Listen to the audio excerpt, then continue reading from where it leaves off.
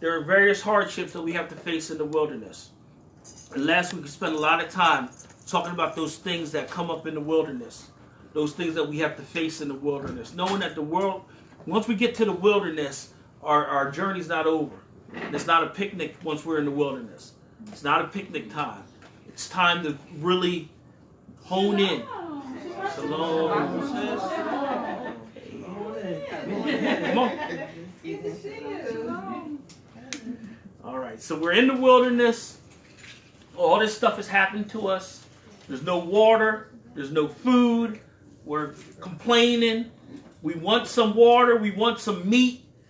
Yah sent manna from heaven. That wasn't enough. We wanted some quail. Right. We wanted all of this stuff. We wanted those same things. We were dreaming about the pots of meat that were in Egypt. Right. So we're in the wilderness, but we're still dreaming about the pots of meat that we used to have.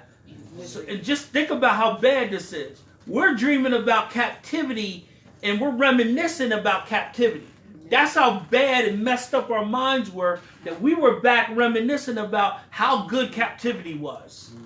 Think about that and think about us where we're at right now. How good this country is. How wonderful this country is. I got everything I need in here. Yeah. We are reminiscing and we are so caught up in Babylon that once we get out into the wilderness, a lot of us are going to be looking back to say, man, I remember the time in America when we had blank. When we had blank in America. Let's go back to America because we had blank. Pillar of salt.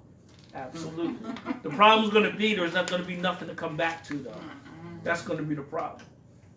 That's going to be the problem this time. There's not going to be anything to come back to. And we're going to get there. And the funny thing about that is because it's all lust of the flesh. Yeah. Absolutely. You see what I'm saying? And allowing the flesh to have that desire to want to keep hold to something that wasn't even good for you in the first place. Vanity. No. Here's the other thing.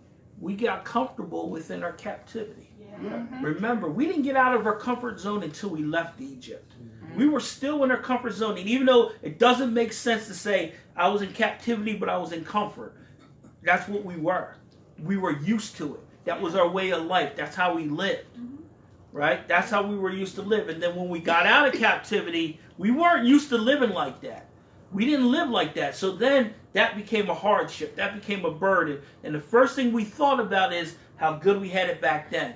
First thing we thought about is, oh, God brought us out. Yah brought us out here to leave us. That's what we thought. That's where our mind went. Instead of saying he parted the Red Sea, he got rid of Pharaoh and his army, what's the next thing he's going to do? No, we were looking back to say he brought us out here to kill us. And that's where our mind is. And that's the mindset that we're dealing with. So when you are witnessing to people and when you're trying to bring them into the truth, remember what the mindset you're dealing with. They're dealing with the mindset of comfortability of where they're at. Stockholm. They can't even think about hating this country. That's not a thought on their mind. Because in their mind, they have everything they need in this country. Don't you think that boils down to just not loving one another either? Because you can't be comfortable if you see your brother is supposed to be someone in your family that's getting gunned down or being mistreated. Right. You can't relax and say this is home if your brother is being killed or upset or suffering. Right. But I think in Babylon, that comfort, like you said, the Stockholm, like you're just thinking about, I can sleep in my bed, I'm good. Right. I'm good. Right. Therefore, the world is good. Right. So you're not thinking in terms of your brother, like we're not not loving on our brother. I think that comes from us seeing things happen to our people so much that we are desensitized to it. And, it's not a big deal. Day after day, week after week, it's another happening, and it's really sad that we get to that point. Or it's not enough to make a change. Yeah. And it's not. She's not saying it's like to us, like to each other. That's what we got used to. Because we're not used to.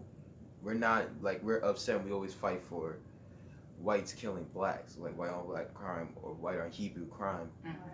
We're so used, but yet we forget about all the black Hebrew on Hebrew crime. Like we forget that, and we're comfortable with that. Yeah, you're comfortable with and we not worried about it. How easy is it to say, yo, he disrespected me yo, let me go get my peace and I'm going to go take care of that. How easy is, that's easy for us to say. We done heard it, we done did it, we probably done been involved in that. But it's easy for us to fall into that mindset is, yo, he's not going to disrespect me. He's not going to disrespect me. I'm going to go take care of my business. So Black Lives Matter until we kill each other. This don't matter. And then you like, listen, I'm going to go. He ain't going to disrespect me. And that's how that's the mindset that we got. A sad thing I seen yesterday. I had took Kazi over to see one of my sisters. And where she lived at, 11 people got shot. And quite a few of them died. So I was able to go out there and see for myself how people were so discomforted by how the violence amongst ourselves has caused the issue. You see what I'm saying? Yeah, I hear exactly. That their comfort was no longer a comfort. So they're starting to see it in their own area. So we could. So for me looking at that, you know, I said to the brother like this. I said, listen. I said, you strong. Remember that. You know, because his thing is that I was raised up with these guys. Like I taught them how to box and I taught them this. I said, hold that. Because what you taught them would not signify what they choose to be. Right, that's different. That's you know, hold on to it. Right. But our comfort level and our own destruction is sorry. It's like it's very pitiful that we have that. Right, that we have that comfort level in a situation of destruction. And yesterday gave me the opportunity to be able to witness discomfort in our own destruction. And that's what we need to be at. Uncomfortable. Uncomfortable, absolutely. So we make changes. Right. Absolutely. So they can't have that excuse, you kill me. That goes away. Right. We need to make that go away so they don't have the excuse to say, well, you didn't. Nah, that needs to go away. That needs to go away. All right, so we're in the wilderness. We come to a place called Rephidim. Rephidim is H7508. It's your resting place. So remember, we're going through a lot of turmoil. We're going through a lot of hardship. And now we get to a place that's called our resting place. And all of the stuff that happened up until this point, we brought it on ourselves. This wasn't anyone else doing anything to us. We brought this part on ourselves. But now we get to our resting place. And there's no water. Turn in the script to Exodus 17. And we're going to start at 1. Exodus 17:1.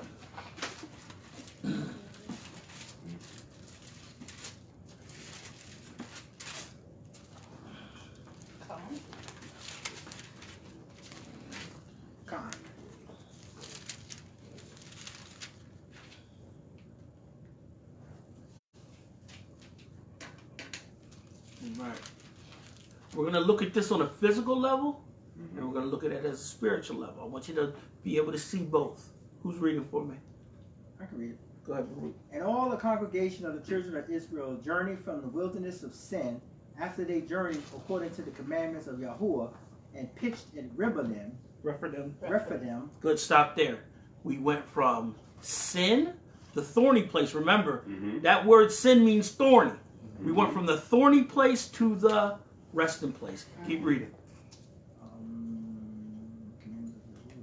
And there was no water for the people to drink. All right, so we get to the resting place and there's no water.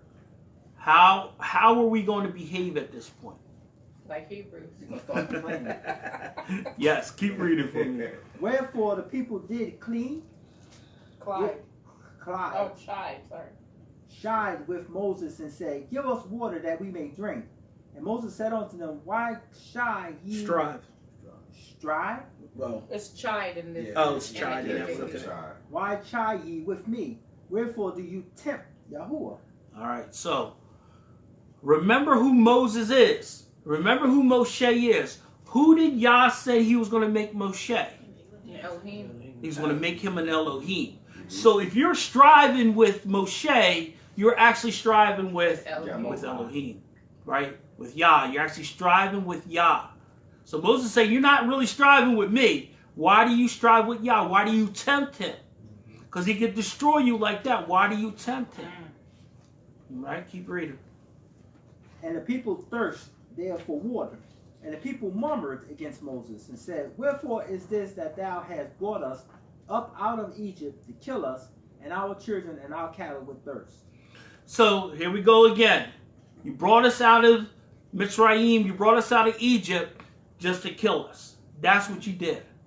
That's how little faith, when we talk about that word faith, and I know, that word faith is used too much, but when we talk about that word faith, at this point, we're not demonstrating that because he's already brought us to this point, right? So we should be looking as to, Yah got this. He gonna bring us out. He promised to bring us into the land.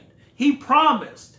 So Yah made a promise it's gonna come to pass, but the people's mindset is still back in Egypt, all right? And remember, at this time, we haven't even come into the covenant yet, but Yah made a promise. His promise was what? He told Moshe that he would bring us into the promised land. Okay? But we can't see it. We can't see it, so then we revert back to, you brought us out here to kill us. Keep reading. It's a slave mind. It definitely is. And Moses cried unto Yahuwah, saying, What should I do unto this people? They are almost ready to stone me.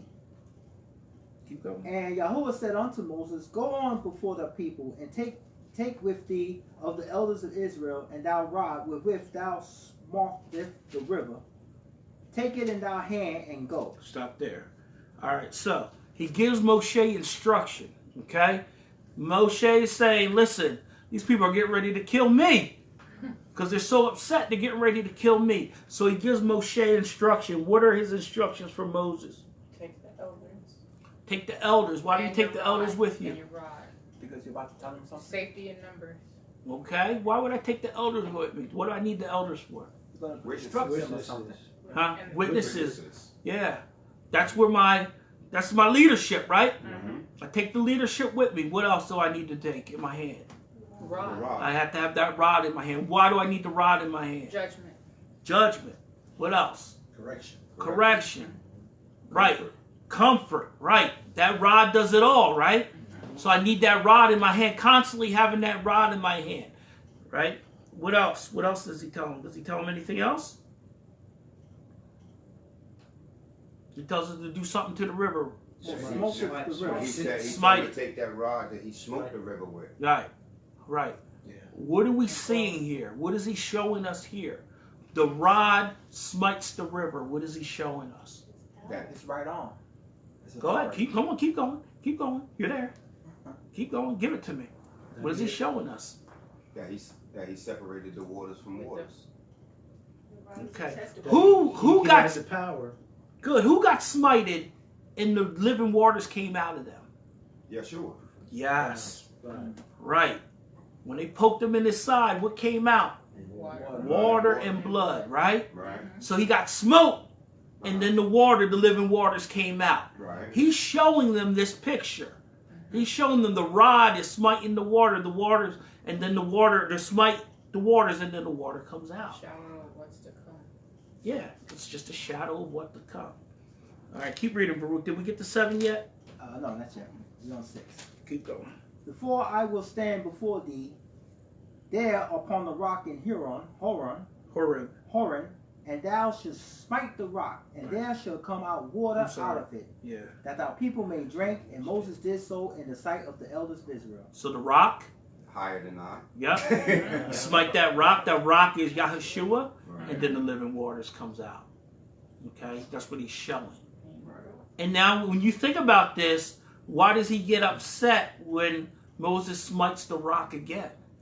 Because it's not supposed to happen. It's not supposed to happen. He's not supposed to get smited again, because the second time he comes, he speaks, and then the water comes out. Exactly. Okay? First time, he gets smited or smitten, and then the water comes out. Is that? I think smitten is Yeah, it's the river. Yes. Yeah, I think so. Now that's the place that Yahushua was hid. There ain't nothing about. Right. Shalom, shalom. What's going on, man? What's going on? What's happening? What's happening? All right. Yes, ma'am. No. You're part of the family. I just want us to be able to see the levels of what Yah is doing in the wilderness.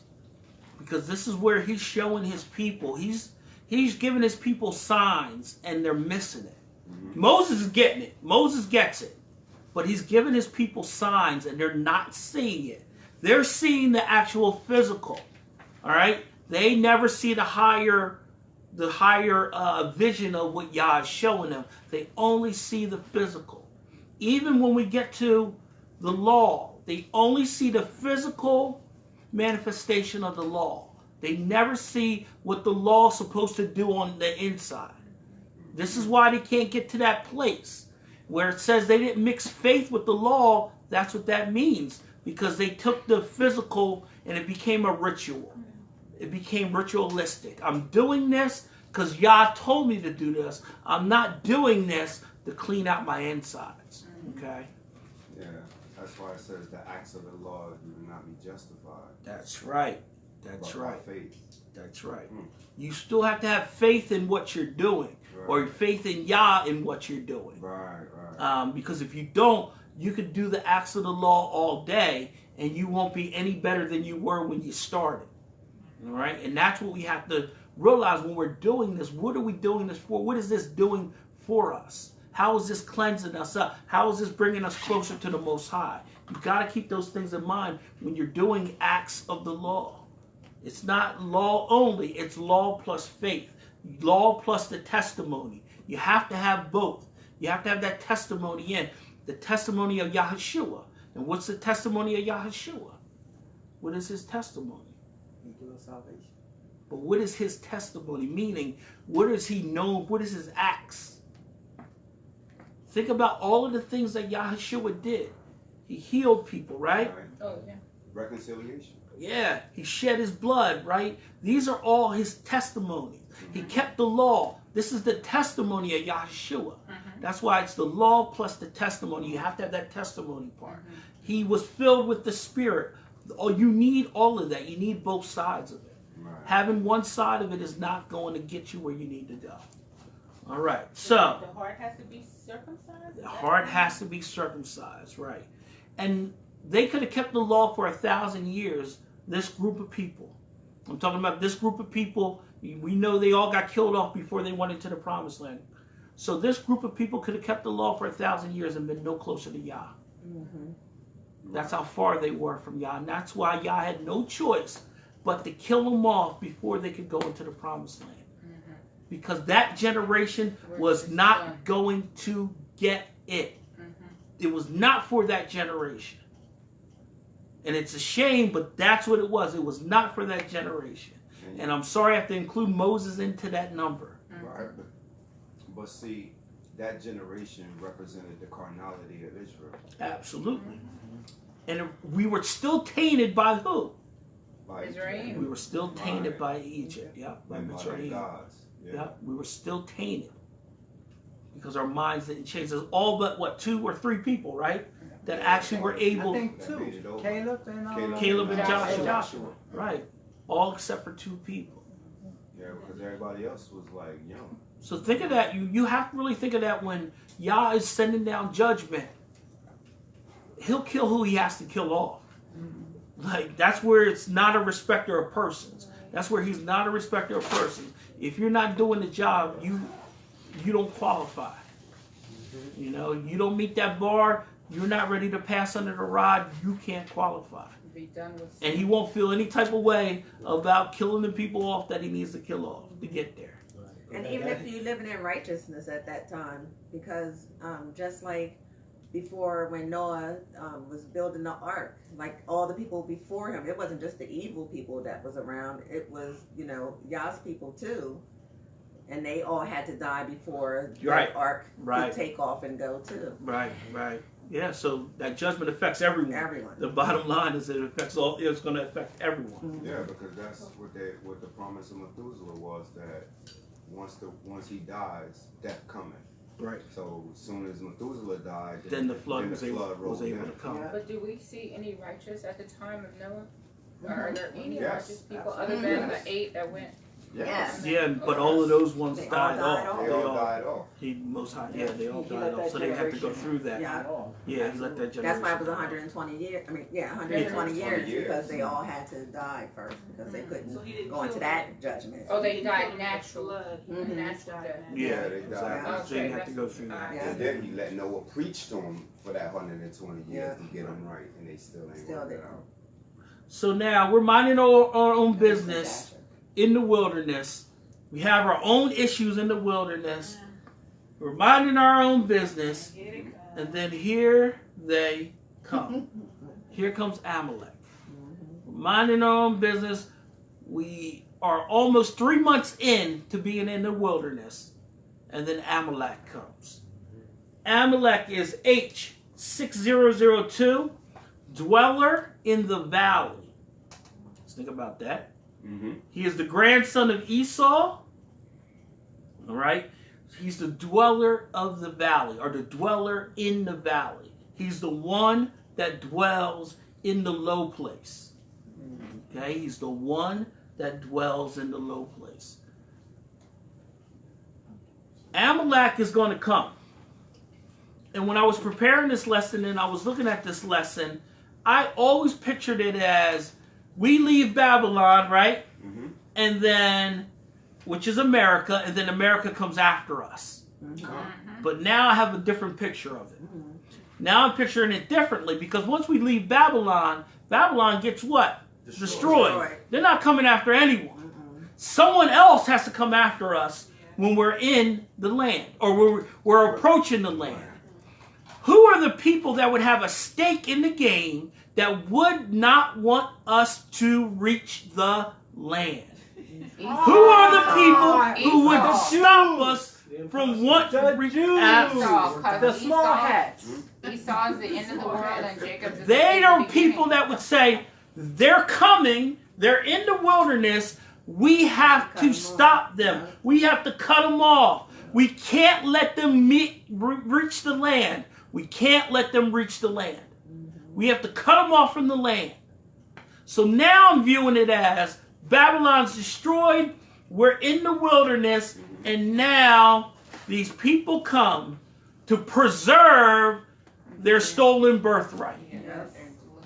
Wow. So now that puts a different spin on the game. All right? So when you look at them, what are they doing? They stole the birthright back, and now they're trying to protect that birthright. Yes, they are. They're trying to protect that at all costs. So if they're in the land at the time and we are in the wilderness, they're like, this is getting too close. We have to stop this. And remember, they have a military. Everyone knows Israel has a large military. They are, Esau and Amalek are allies. All of the things fit together as to them being Amalek. Well, no, not really. Go ahead. It's just we just talked about it. The way as soon as like you have what's his name? What's his name? The guy, the actor. Nick Cannon? Nick Cannon, and then what did they do? As soon as he started saying that we are the people, they shut him down. They came. So it's that same aspect spirit. of what you're talking It's about that right spirit. now. It's that same And spirit. you see the way he was sitting there, the guy with the small hat, Yeah. sitting back. He didn't sit up and listen to him like say what I told you to say. Wow. Okay.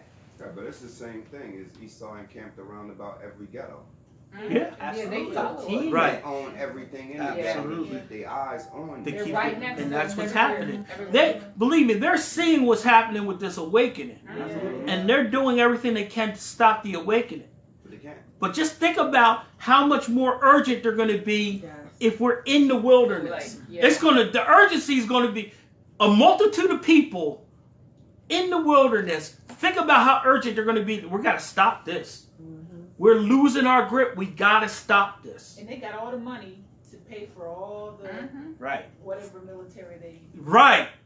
Right. So maybe they could pay someone. I don't know. Yeah. But they come after us. Yeah. I want to take a little detour. Let's turn to Revelation 12. Take a detour.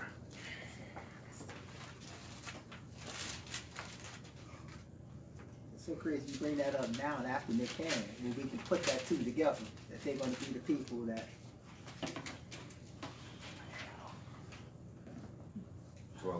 12:6.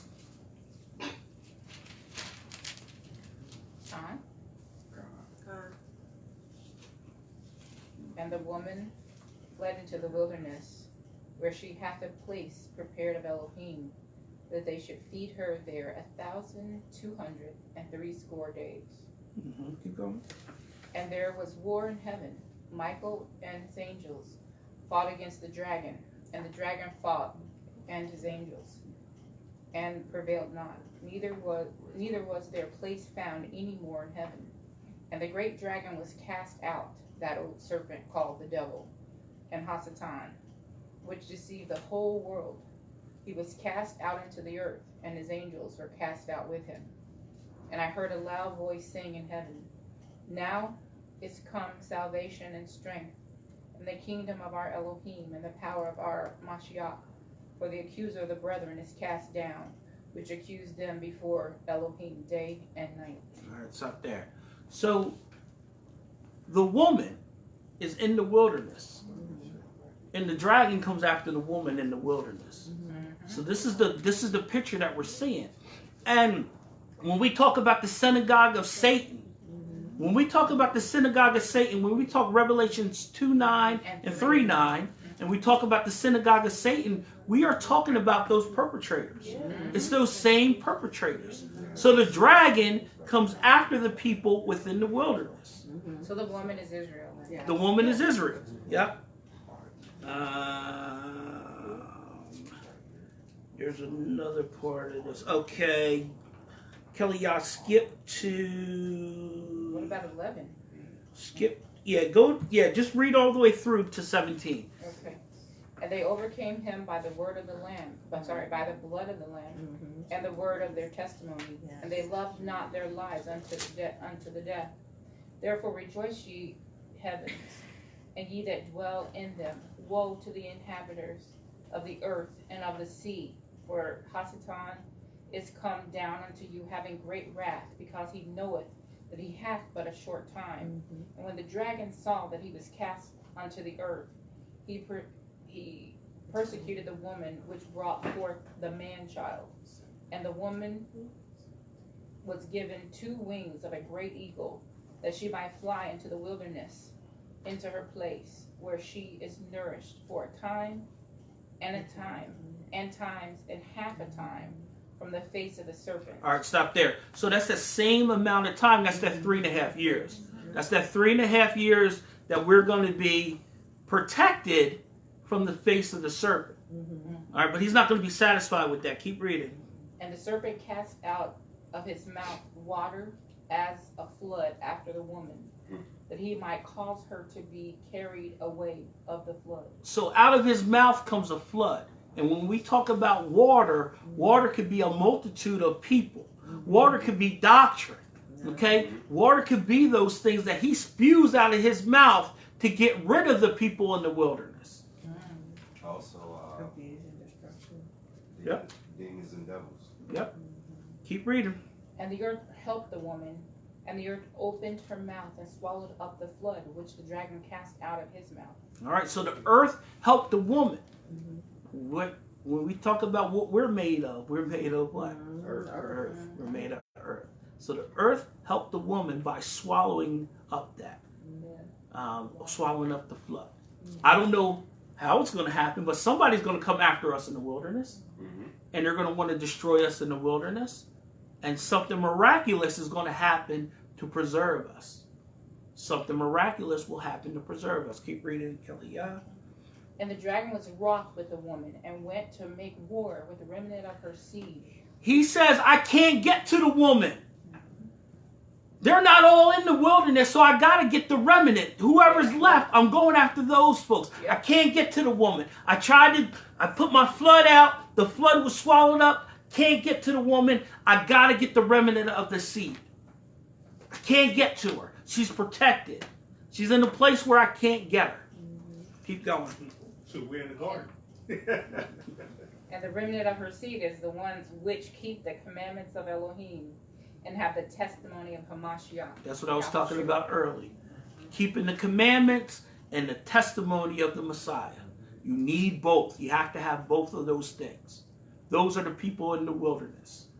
All right? So when we look at this and we look at what happens, we're going to go a little bit backwards, but when we look at what happens with Moses, when Amalek, how many know that story? When Amalek comes to fight against Moshe and the children of Israel, he tells Joshua to choose fighting men.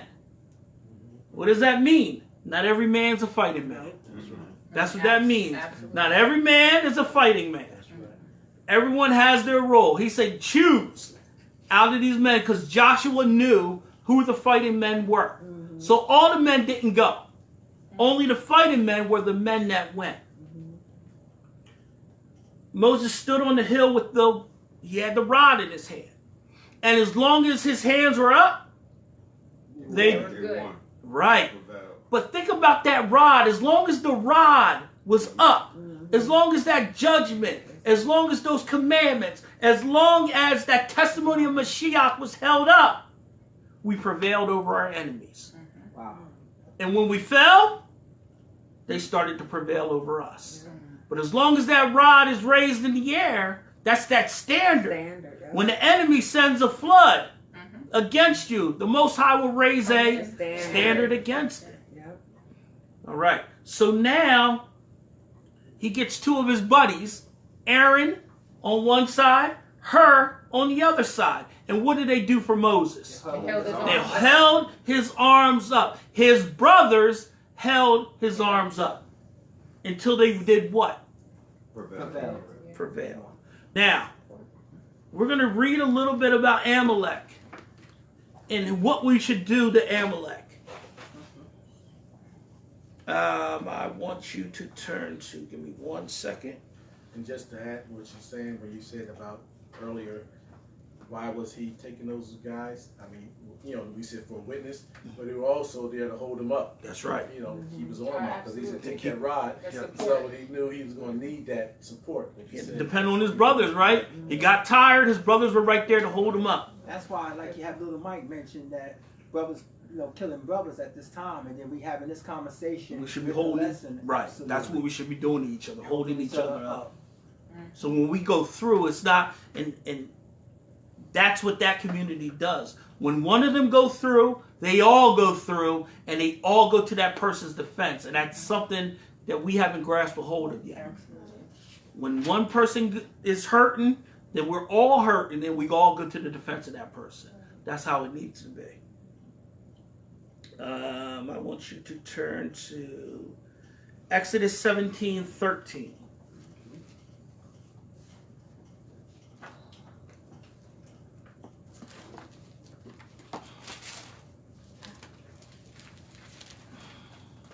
Exodus 17 again? Yep, Exodus 17:13. And don't call him Joshua, call him Yahshua. Yahshua. Yeah, it just makes you see it better. Yeah. Exodus 17. 17:13. Huh? Yep. No, well, Start at 13 and 13 and what? go all the way 17:13 Mm-hmm. and go all the way down to 13:14. Go all the way down to 16. 16. Yep, 13 to 16. And Yahuwah said unto Moshe, 13, sorry. Yeah, that's good. And Yeshua discomfited Amalek and his people with the edge of the sword. And Yahuwah said unto Moshe, write this for a memorial in a book, and rehearse it in the ears of Yeshua, for I will utterly put out the remembrance of Amalek from under the Shamayim. All right, stop there. So this is not just a regular enemy that we go against, that we kill them, we conquer them, and then we take all of their stuff. It is not that regular enemy. This is that enemy in which we have to totally annihilate. This is that enemy where we have to get rid of men, women, and children. And I'm going to show you that in script. We have to get rid of all of them. Their cattle, their stuff, All of it. We can't have any of it. No. And what happened to Saul, we're going to talk about what happened to Saul when Saul kept some of the stuff from Amalek. What happened to him? All right. We are when we deal with Amalek, we have to get rid of everything. Okay, but I have a question. But so we know that this seed is mingled though, and they're in a lot of different places. So how do we accomplish that? This is before, who but did now it? we're talking about But future. Read verse 13. And Yeshua discomfited Amalek. And Who did it? And his Yeshua. people Yeshua with the edge of the That's what I want you to. Yeshua does it. Okay. He knows. So he reads them out. Yes. Yes. The wheats and the tares. Yes. Okay. He's able to figure out. He knows who's who. Right. And he uses the edge of his sword. And that coincides with when you go to Revelation and it talks about the blood being up to what? The bridle. Yeah. The horse's bride. Right. He uses the edge of his sword or the sword coming out of his mouth. That coincides with that same scripture. That's why I wanted you to use Yeshua, because I don't want you to see Joshua. I want you to see Yeshua doing this. Making it happen. So then basically these people have no hope. They will not be saved. Even the ones that don't know who they are, they're not part of the... It said blot them out. Wow. Blot them out means... That's It means what it means. wow. You know, blot them out. Are those the same people that's destroying us this day? I believe so. Some of them. Not, there's There's some late there's people, but those they're still part nations, of and what the- is it? Psalms 83:3? Yes. And it gives you a list of those nations that are against us. The Confederacy of Nations. Yeah. So, yeah, and Edom is the chief in that. And remember, Amalek falls under Edom. Yeah, I mentioned Edom. Keep I reading didn't for me. mention Amalek. All right. You want to keep going down? Yep. You said all the way to 16, right? Yep, all the way to 16. Okay. And Moshe built an altar and called the name of it Yahuwah Nisi. Mm-hmm. For he said, because Yahuwah have sworn that Yahuwah will have war with Amalek for from generation to generation. Right. That just So answered he's my doing question. it. Right. It's Yeah. so crazy. So this is not a war that's over. No, From generation to generation, he is going to fight against these people. All right? He's going to fight against these people. Turn to Genesis 3:28. I think it's 3:28.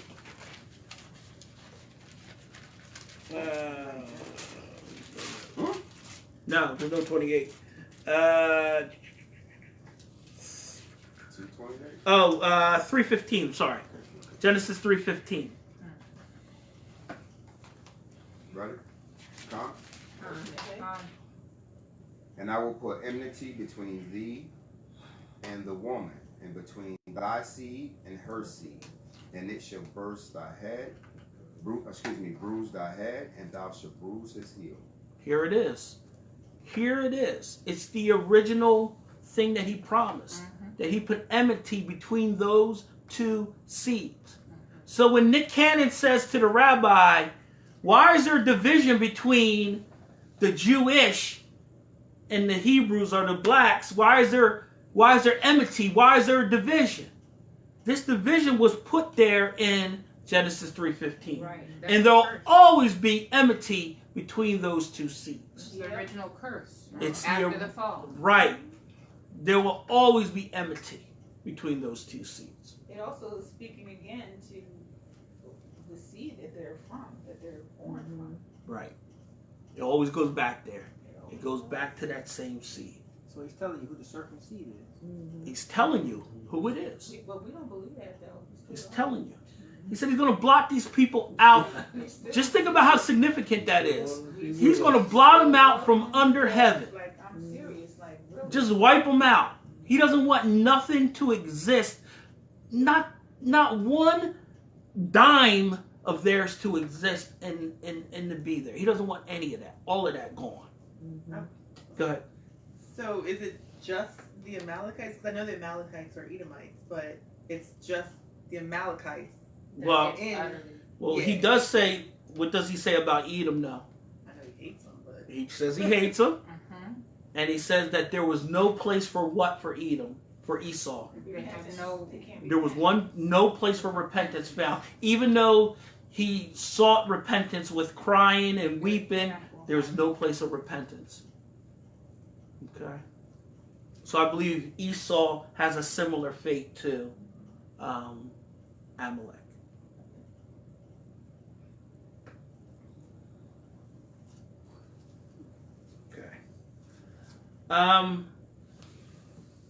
Yahuwah Nisi, this is the only time you see in the whole script Yahuwah Nisi. Our banner. The only time you see Yahuwah our Banner. banner, our standard, our rod, all of those things, our victory. That's where you see it. Okay? That's the only place you see Yahuwah Nisi. This doesn't appear anywhere else in script. Now, he said that to write this down, he told Moshe, wait a minute, let me go back real quick. What was that, 17? Okay, in 17:14, and Yahuwah said to Moshe, write this for a remembrance in the book and recite it in the hearing of Yahshua, that I shall completely... Why does he want Joshua to remember this? Why do he want this to recite it to Joshua over and over and over and over again? Because it can go down for generation to generation to generation. Right. What did he know Joshua was going to do? Joshua was going to take them into the land. And what he's saying to him, Joshua, even when you take my people into the land, you got to get rid of these people. Right. Even when you take us into our rest, right? We're in Rephidim, we're in our rest. Even when you take us into our rest, you got to get rid of these people off the face of the earth. Even when you're all resting, we're getting rid of these folks. That's what he's saying to him. He wanted he wanted that thing to be stuck in his mind, that Joshua knew that he had to get rid of those people. Even when we're in the land, we're comfortable, we're doing everything. Nope, those people got to go. All of them. All of their stuff, men, women, children, everything. Leave nothing back. Well, that's how they do us too. Yes. Even though they're in their rest, they're in, their financial comfort. They're like, I'm still taking them out. And that's why they had the slave ships. They owned them. And you know that they was the people who sold us, because they was the ones who, they didn't sell on the Sabbath day. Absolutely. I mean, these people. And they're the ones losing their minds right now at the idea of Black Lives Matter. Like, even though we're not even a part of it, they're still losing their mind all over the country because they want to make sure we don't have, like, Jack. Yeah. If you, Kelly Yah brought something out the other day. If you look at that whole video, Nick Cannon says a lot of stuff in that video, right? Which one, Griff or the one with Griff? He says a lot of stuff. He says stuff about white people. He says stuff about a whole lot of people. But what caused the stir? He said something about the small hats. Yep, that's what caused the stir. That's the thing that shut everything down. When he went against that shut everything down. So you see the spirit that's at work here. You see that spirit that's at work. That's how strong that is. He went against 5 or 6 different nations of people. But it was that one nation of people that made sure that he apologized, that he was re-educated, that all of those things happened, and that he lost his job. They made sure those things happened to him, to let him know the prince of the power of the air. See, it makes sense because when you look at who controls all of the media stations, the prince of the power of the air. He controls the airwaves. He controls the airwaves. It all fits together. Remember, Yah has his people, but Hasatan has his people. When we fast forward all the way up to when Yahshua was walking in the land, what did Yahshua say? You are of your father, the devil. Right. Because at that time, those people in leadership had Edomite blood. Yes. Those people were mixed with Edomite blood. And then you talk about who's the king? Herod. Herod, Edomite blood. They had Edomite blood, and at that time they had usurped control and authority. And at that point, that's why Yeshua pointed that out. John the Baptist or John the Immerser said the same thing. Who warned you? The generation of vipers. Who warned you? How did you know? Right. But see, that goes to show that blessing that was bestowed upon Edom had came to pass. The live of the fatness of the live. Yeah. No, that you should break the yoke of that brother's Absolutely. bondage off of your Absolutely. head and shall stand up. Yeah, absolutely. That's exactly. So You're that's right. proof of that matter. Yep, absolutely. That's that prophecy coming to That pass. prophecy coming to pass. Absolutely, I agree. I agree. So when we fast forward through the millennial reign, or when it's going to be other nations that come after us, and when we're in the land, because they'll be wiped out already. Who will? Amalek? Amalek. I don't Even believe before so. we go in. Well, I think that's how they get. It seems, as we're reading now. I think they're still. The way I look at it is they're still in the land at that point. Oh, They're still in the. We're in the wilderness. They're still in the land. Still occupying. They're still trying to occupying down the land, and they're going to try to stop us from getting to the land. Okay, but then once we wipe it out, we take possession of the land. We're living in peace. They'll be wiped out. Then there's other nations that come after us because they're no more. Right. That's Gog and Magog. That's Yeah, those are different people. Yeah, that's Gog and sure. Magog that comes after us again. Yeah. And so they have another spirit on them. Absolutely. So Because spirit of Antichrist. Hasatan is released, Right. and then Hasatan gathers his troops back up. Because remember, they're going to be in bondage, maybe not chattel slavery, but they're going to be in bondage for 1,000 years. Right. So those people are going to be, at the end of that, those people are going to be antsy to take back control. Okay. They're going to be like after the Middle Ages. Mm-hmm. They're going to be antsy to get control back over what they lost. Because they're going to have stories about, we used to rule this land. They're going to have all of those stories. We didn't have to listen to that. We didn't have to go to the land 3 times a year. We didn't have to go to Sukkot. We didn't have to do that stuff because we ruled. And in today's, who's God and Magog right now today? Long conversation, Okay. but I believe that's Russia. China. Like, that part of the world over there. Yeah, Germany. Which are going to be to the north of us at that time. right. Europe and Asia, pretty much. Yeah. And they're going to go, So my question is, what about this Antichrist? When does that happen? Because I don't. All right, so now, there are 2 schools of thought. The Antichrist is one person, or the Antichrist is a people. I think it's more. Yeah, so there's 2 schools of thought. That the Antichrist is just one person that rises, takes control, or the Antichrist is a people. Or a system. Yeah, make sure they're not. Yeah, they can't have the TV. So, I have a question. I just lost my train. So, I would say it talks about when we're in the wilderness that Hasatan comes after us, correct? The Hasatan is cast down. So, I would say that would be the time, that 3.5 years would be the time of the so-called Antichrist. At that 3, because he's cast down, he can't go back up, he's confined to the earth, and at that point, he would rise up, that leader that would start to take over. But he comes after us, but we're protected, but the rest of the world's not protected against him. And he's able to take over the rest of the world. That's how I look at it. So you don't think that the Antichrist comes before we are in the wilderness or in the land? I don't think so. I don't believe so. Huh. I believe in a 3.5 year. I don't see a 7-year tribulation. I see a 3.5 year tribulation. So where are we at this time? We're in the wilderness. But remember, it's not all sweet and daisies in the wilderness. I want you to keep that in your mind that we're protected, but it's not all, unicorns and rainbows in the wilderness. We're still going through. Weeding out process. Yeah, there's that weeding out process. Yeah. That's it. But that's how I envision it is while we're there and he comes after us because he's the whole world and he comes after us, we're protected, and then he turns to the people that are not in the wilderness. And then he turns his wrath to those people.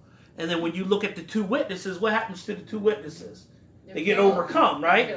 They get overcome by him. That's why I look I at mean, it. I've heard talk of Jared Kushner being Antichrist. Jared and Kushner, Obama- huh? And Yeah, Obama. I heard that which- too. I heard Obama. which I've heard Obama. I heard Bush back in the day. I remember yeah. Bush. I heard Bush was, It's supposed to be someone that's So- so light, so. yeah, I mean, all of those are just guesses, man. No one I knows. had a strong guess Obama too. Yeah. A lot of people thought Obama. I still I don't kinda- think the story is over because I he don't doesn't think- have to be president to do And they that. keep saying he's coming back. well, Not as president, but in the limelight of the government. you know, somehow. but you know why I think he is? Because again, everything is mostly centered around Israel, and who loves him more than us? Right. I think we just are like crazy. Like people will cut you over Yeah. Obama Yes. and Michelle. Absolutely. That would actually And make, like, that they would will- make a they lot will of cut sense. they will That cut that you. would galvanize our people. Yeah, they pine, Those two. They pine and for him. that Also, he is as far as Babylon, he is a Hamite. If that's true, because kings of Babylon are Hamites, Yes. so he fits that Hmm. portion also. And then the love, like I said, the songs, the devotion, it was really Yeah, freaky. it was. It was definitely And then was. people had 1 billion people had dreams and visions of him morphing. Like, I mean, it was off the charts, like forever. He's only president the whole world cared The about. whole Yeah, world. that's true. That You know what's so pisses him crazy? off. World. So maybe I'm thinking about. I'm sorry. Mhm. This picture that he was a friend of mine's put up on a thing, and it had the white Jesus, right? It had the white Michelangelo, but up under him was the devil, but was black. Now I'm not saying this. All I'm saying is it just makes you think that what if that devil was? And I'm not saying the white people are what they is, what it justifies, but if the Most High used them to subdue the devil, and if it was Obama, you get what all right. So you're saying most Well- people think that the Antichrist is white, but you're saying it could be anybody. It could be anybody. Right. If it could be Obama, Right. but also That's right. with that white Jesus, which represents Christianity, and Michelangelo, who we know it's not these people, but let's just say that they represent actually the devil, and the devil's the one going to be the ones that subdue him, Are you because talking about God is Caesar going to Borgia? use. Yeshua's going to use. Hear me out. Yeshua's going to use these wicked people in order to subdue the devil. But they're gonna be riding dying with him. Yeah. Yeah, They gonna be I don't know riding. why I'm thinking that way, but that picture just did something for me. It hurt me because why the devil got to be black? But anyway, I wanted to put something else. But Well, I mean, A lot what better than to use your own kind against you? Yeah. Yeah. And But I mean, that makes a lot of sense. I don't know who the so-called Antichrist is. I don't think we will know until it's that time. But it does talk about the man of sin being revealed. The son of And there will be a perdition. time where the man of sin is revealed, and we know who the man of sin is. And that falls on what that verse I was talking about last week, Jeremiah 14, that we're going to see him. We're going to see him fall. Everybody going to see him fall. The son of perdition. Right. The son of perdition. Yeah. All could right. it be a people too? We're gonna watch them. Well, that's another thought process that the Antichrist is a people. But it says Or it's our he, government. But it says he and man, singular. Right. Sometimes that happens in script. Sometimes. Mm-hmm. But Well, I'm not saying I could agree with be either. I would lean towards it being a singular person, Right, which is but I could see how you look at the beast as being a system or a government. I can see how you can look I at can see that Yeah. because Daniel breaks it down that way. That Yeah. it's kings and a beast or a Mhm. nation like that. and but- if you extrapolate that, saying okay, the beast is a system, and the Antichrist could be a king, but he's running that beast, like that Right. system, that same Right. system. Well, Yahushua says that too, and a very smart brother led me to that one. When the devil tempted Yeshua on top of the mountain, then he said, "I'm going to give you control of all these kingdoms." Right. All right. So, after our wilderness, or we're in the wilderness, then we come to Mount Sinai. Mount Sinai is where we start to fall under the bond of the covenant. So we move from the judgments to the bond. And we're being groomed, and we're being brought under the bond of the covenant. We could turn to Exodus 19. We could start to talk about the bond of the covenant.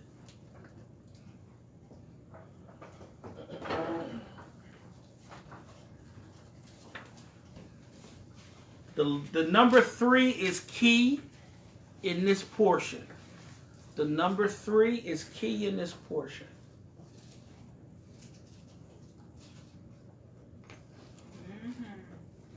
So is. All right. We're in our 3rd month in the wilderness. 3 years, 3 months. Just make those parallels. We talked about 3.5 years in the wilderness. The woman in the wilderness for 3.5 years. A time, a times, a time and a half. We're 3 months into the wilderness in this aspect. All right. Exodus 19, 1 to 3. Who's got that for me? I can do it. All right. Huh? Ah. In the 3rd month, when the children of Israel were gone forth out of the land of Egypt, the same day came they into the wilderness of Sinai. For they were departed from Rephidim, and were come to the desert of Sinai, and pitched in the wilderness. And there Israel camped before the mount. And Moshe went up unto Elohim, and Yahuwah called unto him out of the mountain, saying, Thus shalt thou say to the house of Jacob, and tell the children of Israel. All right, good. So we're in the 3rd month, okay? That 3 means a lot. When you look at script and you look at how 3 is being used. Unity. 3 could be unity. 3 also means what happened on the 3rd day. He rose. What happened to Jonah on the 3rd day? He was Spit out. He was spit out. Yeah. So that 3rd day becomes very important to what we're looking at. Because at this point, they're going to be given the law. So that 3rd day, they're going to be brought underneath what? That covenant. Or that 3rd month. They're going to be brought under the covenant. We'll get to the 3rd day as we get down here in a minute. But right now, we're into that 3rd month. And they're going to be brought under the bond of the covenant in that 3rd month. I believe it's Hosea that says, after 2 days, he'll revive us. And the 3rd day, he will raise us up. I believe that's Hosea. Okay, so after 2 days, and then that 3rd day, he's going to raise us up. It's almost like what. And if you look at 2 days after Yahshua, would be 2,000 years. He's going to revive us. What's happening? We're being revived, and then we're going to be raised up on that 3rd day. All right. So, anything else I want to get out of that part? So we went from our rest. Remember, Rephidim means rest. Now we're back in that thorny place. And what do we say about Yahuwah? He dwells where? Between the cherubims. Yeah, we know that. But we talk. He dwells between the thorns, right? In the bush of thorns, right? He dwells between the thorns. Yes, we do know he dwells between the cherubim. That is also true. All right. Let's go to verse 4. Who's got that for me? You want to keep going? 19. Yeah, 19:4. Keep going? Yeah. Okay. You have seen what I did unto the Egyptians, and how I bare you on eagle's wings, and brought you unto myself. All right, so now here's what I want you to do. Look at the parallels. What did he tell the woman in Revelation? How he was going to get her out? On eagle's wings. On eagle's wings. How did he get us out of Mitzrayim?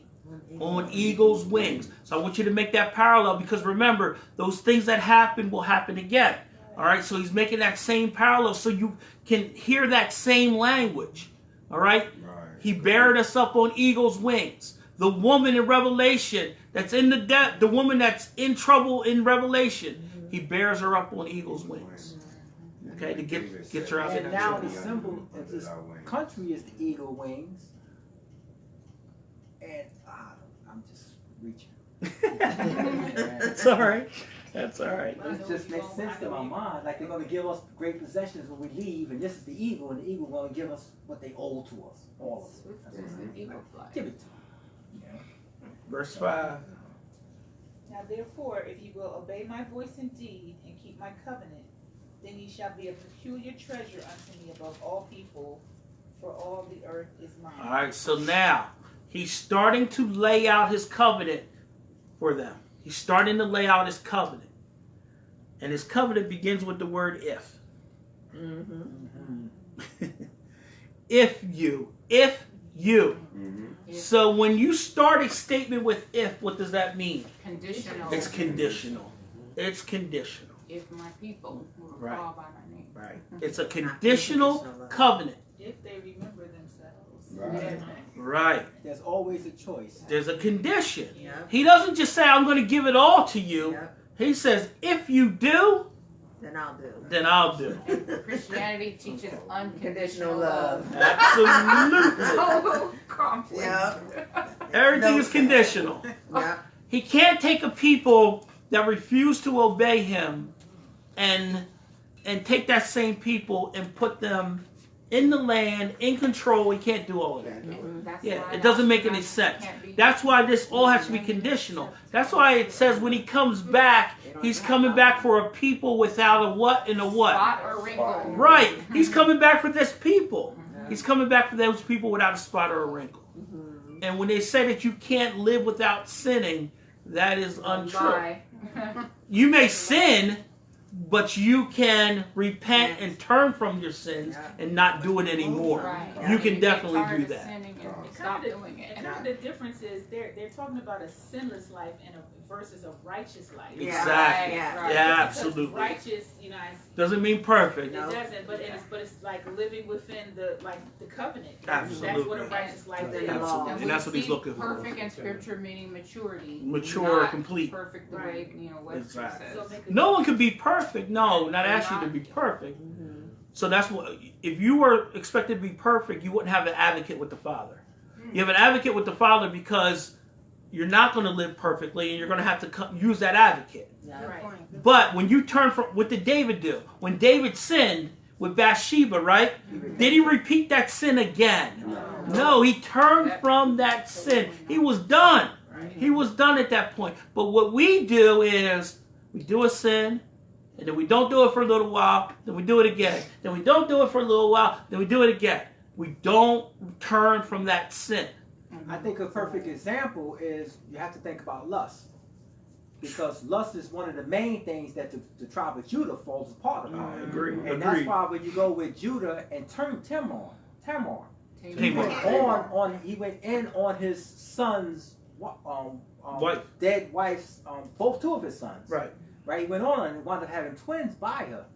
But he was punished. I mean, Yah wasn't going to forgive him for it, but through his father, prayers, and all of those things, Yah wound up forgiving him for it. Right. And still, the king came from tribe of Judah, so that goes to show how faithful Yah is. Yeah, he is faithful. He said he was going to do a thing, he's going to do it. As long as you don't do it again. If Right. Judah would have went back and did it, we probably wouldn't be here right now talking. Right. But it sounds like what you're saying too is about presumptuous sin, because we get into Yeah, you get into the presuming that we have forgiveness and scripture and tells just keep us sinning and keep we doing it. don't have- Yeah, I can't kick this No habit. atonement. Grace card. Yeah, just pull that grace card every time. He's going to Yeah. forgive me. He's going to forgive me. And I'm going to keep doing that. Right. But the grace is built into the covenant. Absolutely. That's what the grace is. That there's The fact that you're not being stoned Right. You got grace. is grace. The fact that you didn't get stoned for the Instantly. adultery, Yep. for the whatever that For you've the done in your life. idolatry. Right. The fact that you haven't been stoned is It's grace. Yeah. Because if there wasn't grace and we were living We'd by the all letter be- of the law, We'd all be dead. I don't think any of us would be standing in here No right now. way. So let's say for any sin, I was going to use the example of lust, but for any sin where you have repented, but you backslide and it happens again. Because if you look at a lifetime of living, how I'm not going to lie, I'm going to tell the truth no matter what, because this is important. Right. And then somehow, and You you end really, up there you again. repent, and then you're doing really good, and then all of a sudden, something, Right. you slip out and you realize you told a lie, or your actions were dishonest, or something like that. You know what I mean? I mean, You have an advocate with the Father, but Absolutely. there comes a point where you have to take that road, right? Right. And at one point in your life, you're going to have to take that road. You're going to have to take that road. What does it say? If you sin, then you're... Wait a minute. I want to get the script right. With the Father, who is Yahweh. Is it Hebrews 9? If you sin, then you are... Wait a minute. I want to get the script correct. Which one are you? Putting it back on the cross again, like you can't Crucify who are fresh. With the Father, and Who then is there's that one where Yahshua, you crucify him again. But I think that's talking about presumptuous though, because some people be planning their stuff out. Right. Yeah, that's true You too. can't do that. Like you'll sin by thought, word, and deed, and by all the time. Yeah. But it's something that you're not consciously going into. If you consciously go into a sin, then that's a problem. And it's the same sin. That's a problem. Some money, bill collectors, and you answer the phone like, "Oh, I need to. Oh, they're not here. I'm not here." I've done that a lot of times. I'll find it. But it's kind of like if you sin, that you're still a slave to sin, and I don't know what script that is, but it says if you sin, then you're caught up in that. You're still a slave to that thing. Right. It's like yesterday. I had a young guy working with me. We both were drivers and we worked together. And somebody had told me previously that, oh man, this guy couldn't take the stuff because he worked for me when me and Kelly went to South Carolina. So this guy had told me on the job that, man, who was that guy that replaced you, man? He couldn't take the stuff downstairs. He couldn't do anything. Wow. So he was working with me and I was helping him. I said, listen, you should do it like this and like this because people are going to think you're weak. He put it together. Oh, somebody said that I was weak? And I said, no. But I was telling the story. I wasn't telling the truth. So I had to catch that. And I said, oh, man, forgive me for that. And I had to tell him the truth. Yes, but don't worry about those. I had to admit it. Right. Because I don't want to lie at all. And that was a lie to tell him that and nobody didn't tell me that. Romans 6:15. Is it? Romans 6:15. There's one there, and then there's another one. But it's basically if you continue in that sin, then that sin still has power over you, and you're still subject to that sin, or subject to that, whatever it is. So, and that's where Hasatan comes in, because if you stay in that sin, he's going to come in and start hitting you with more of them. Right. Because then you're giving them authority to come in with the covenant with you. Romans 6:20 says, things away from. "For when ye were servants of sin, ye were free from righteousness." I'll leave this one. I'll find it though. Yeah. I'll find it before the night's out. Okay. So let's get back. What script did we end up at? 5? St. John's 8. Yeah, we was at 5. You found it? Yeshua answered him and said, Verily, verily, I say unto you, whosoever committeth sin is the servant of sin. That's it right there. That's the script. That's it right there. Servant, that's right. It wasn't slave. It was serving the sin. It's the same one in Romans. Yeah. So 14 to 16 says the same thing. All right. So let's go back to 19. All right. So you have to diligently obey my voice, guard my covenant, and you should be my treasured possession above all peoples, for all the earth is mine. Obey his voice and guard his covenant. Who did he tell to till and keep the land? Adam. It's the same promise he made to Adam. Till and keep. Guard. Keep and guard. Same thing he's telling us. Guard and keep his land, his covenant, his land. We guard and keep his land, he will preserve us. His land. Guard and keep his land, he will preserve us. Absolutely. Exodus 19. That was 19:5. All right, so 19:6. Huh? Mm-hmm. And ye shall be unto me a kingdom of priests, a holy nation. There's all the words which thou shalt speak unto the children of Yahshua. All right. Peter said that on Right. A royal priesthood, right? It's the same. So you're going to see that same promise. Like he didn't change up the promises from Adam to here. It's the same promises. He said that he changed not. Right. Okay. So how do we get where people are trying to say that there are Gentiles mixed in this promise? I don't know. Okay, that's another topic. Yeah, I don't know. I don't know, because I don't believe that. So. Which promise? That you're a kingdom of priests, a holy nation. That's part of the covenant. Right. Appropriation. Yeah, that's a good question. All right, verse 7, Baruch. Be interested to know what you believe later. And Moses came and called for the elders of the people and laid before their faces all these words which Yahuwah commanded him. Keep going. And all the people answered together and said, all that Yahuwah has spoken we will do. And Moses returned the words unto the people until Yahuwah. All right, stop there. All right, how many people have bought a house before or bought something big where you have to sign a bunch of paperwork? All right, so. Too much. Right. Somebody says, all right, I'm going to give you this 5-bedroom house. I'm going to give you all the stuff in there. I just need you to, I don't know, once a month do something. Right? And that's all you hear of the agreement. That's all you heard of the agreement. And then you said, I'll do anything that you want me to do. And then he puts this paperwork in front of you, this big book of paperwork of all the stuff you need to do.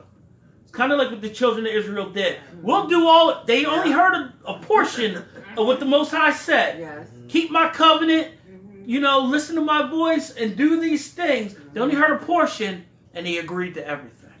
Right. Was it the 10? Huh? Yeah, but Was it the 10? 10 commandments? Well, they didn't even get the 10 at this point. They just got, listen to my covenant. Listen to my voice. Guard my covenant. That's all they got so far. And no details. Yeah, that's true. And they're saying, okay, we'll do it all. We'll do it all. Your mouth can be a witness against you. Yep. Your mouth will be a witness against you.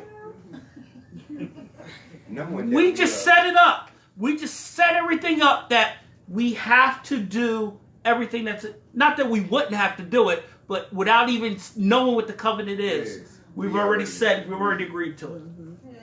I was just saying that too. That would be like the guy said, oh yeah, by the way, it's going to be at 32% interest that we're going to do this. You're like, after you sign on the paper, you're like, oh, what?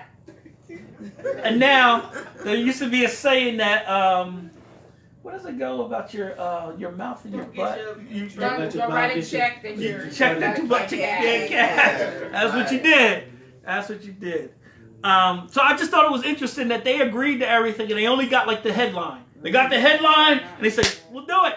We'll do it all. We got the headline. I'd be like, wait, well, hold on a second.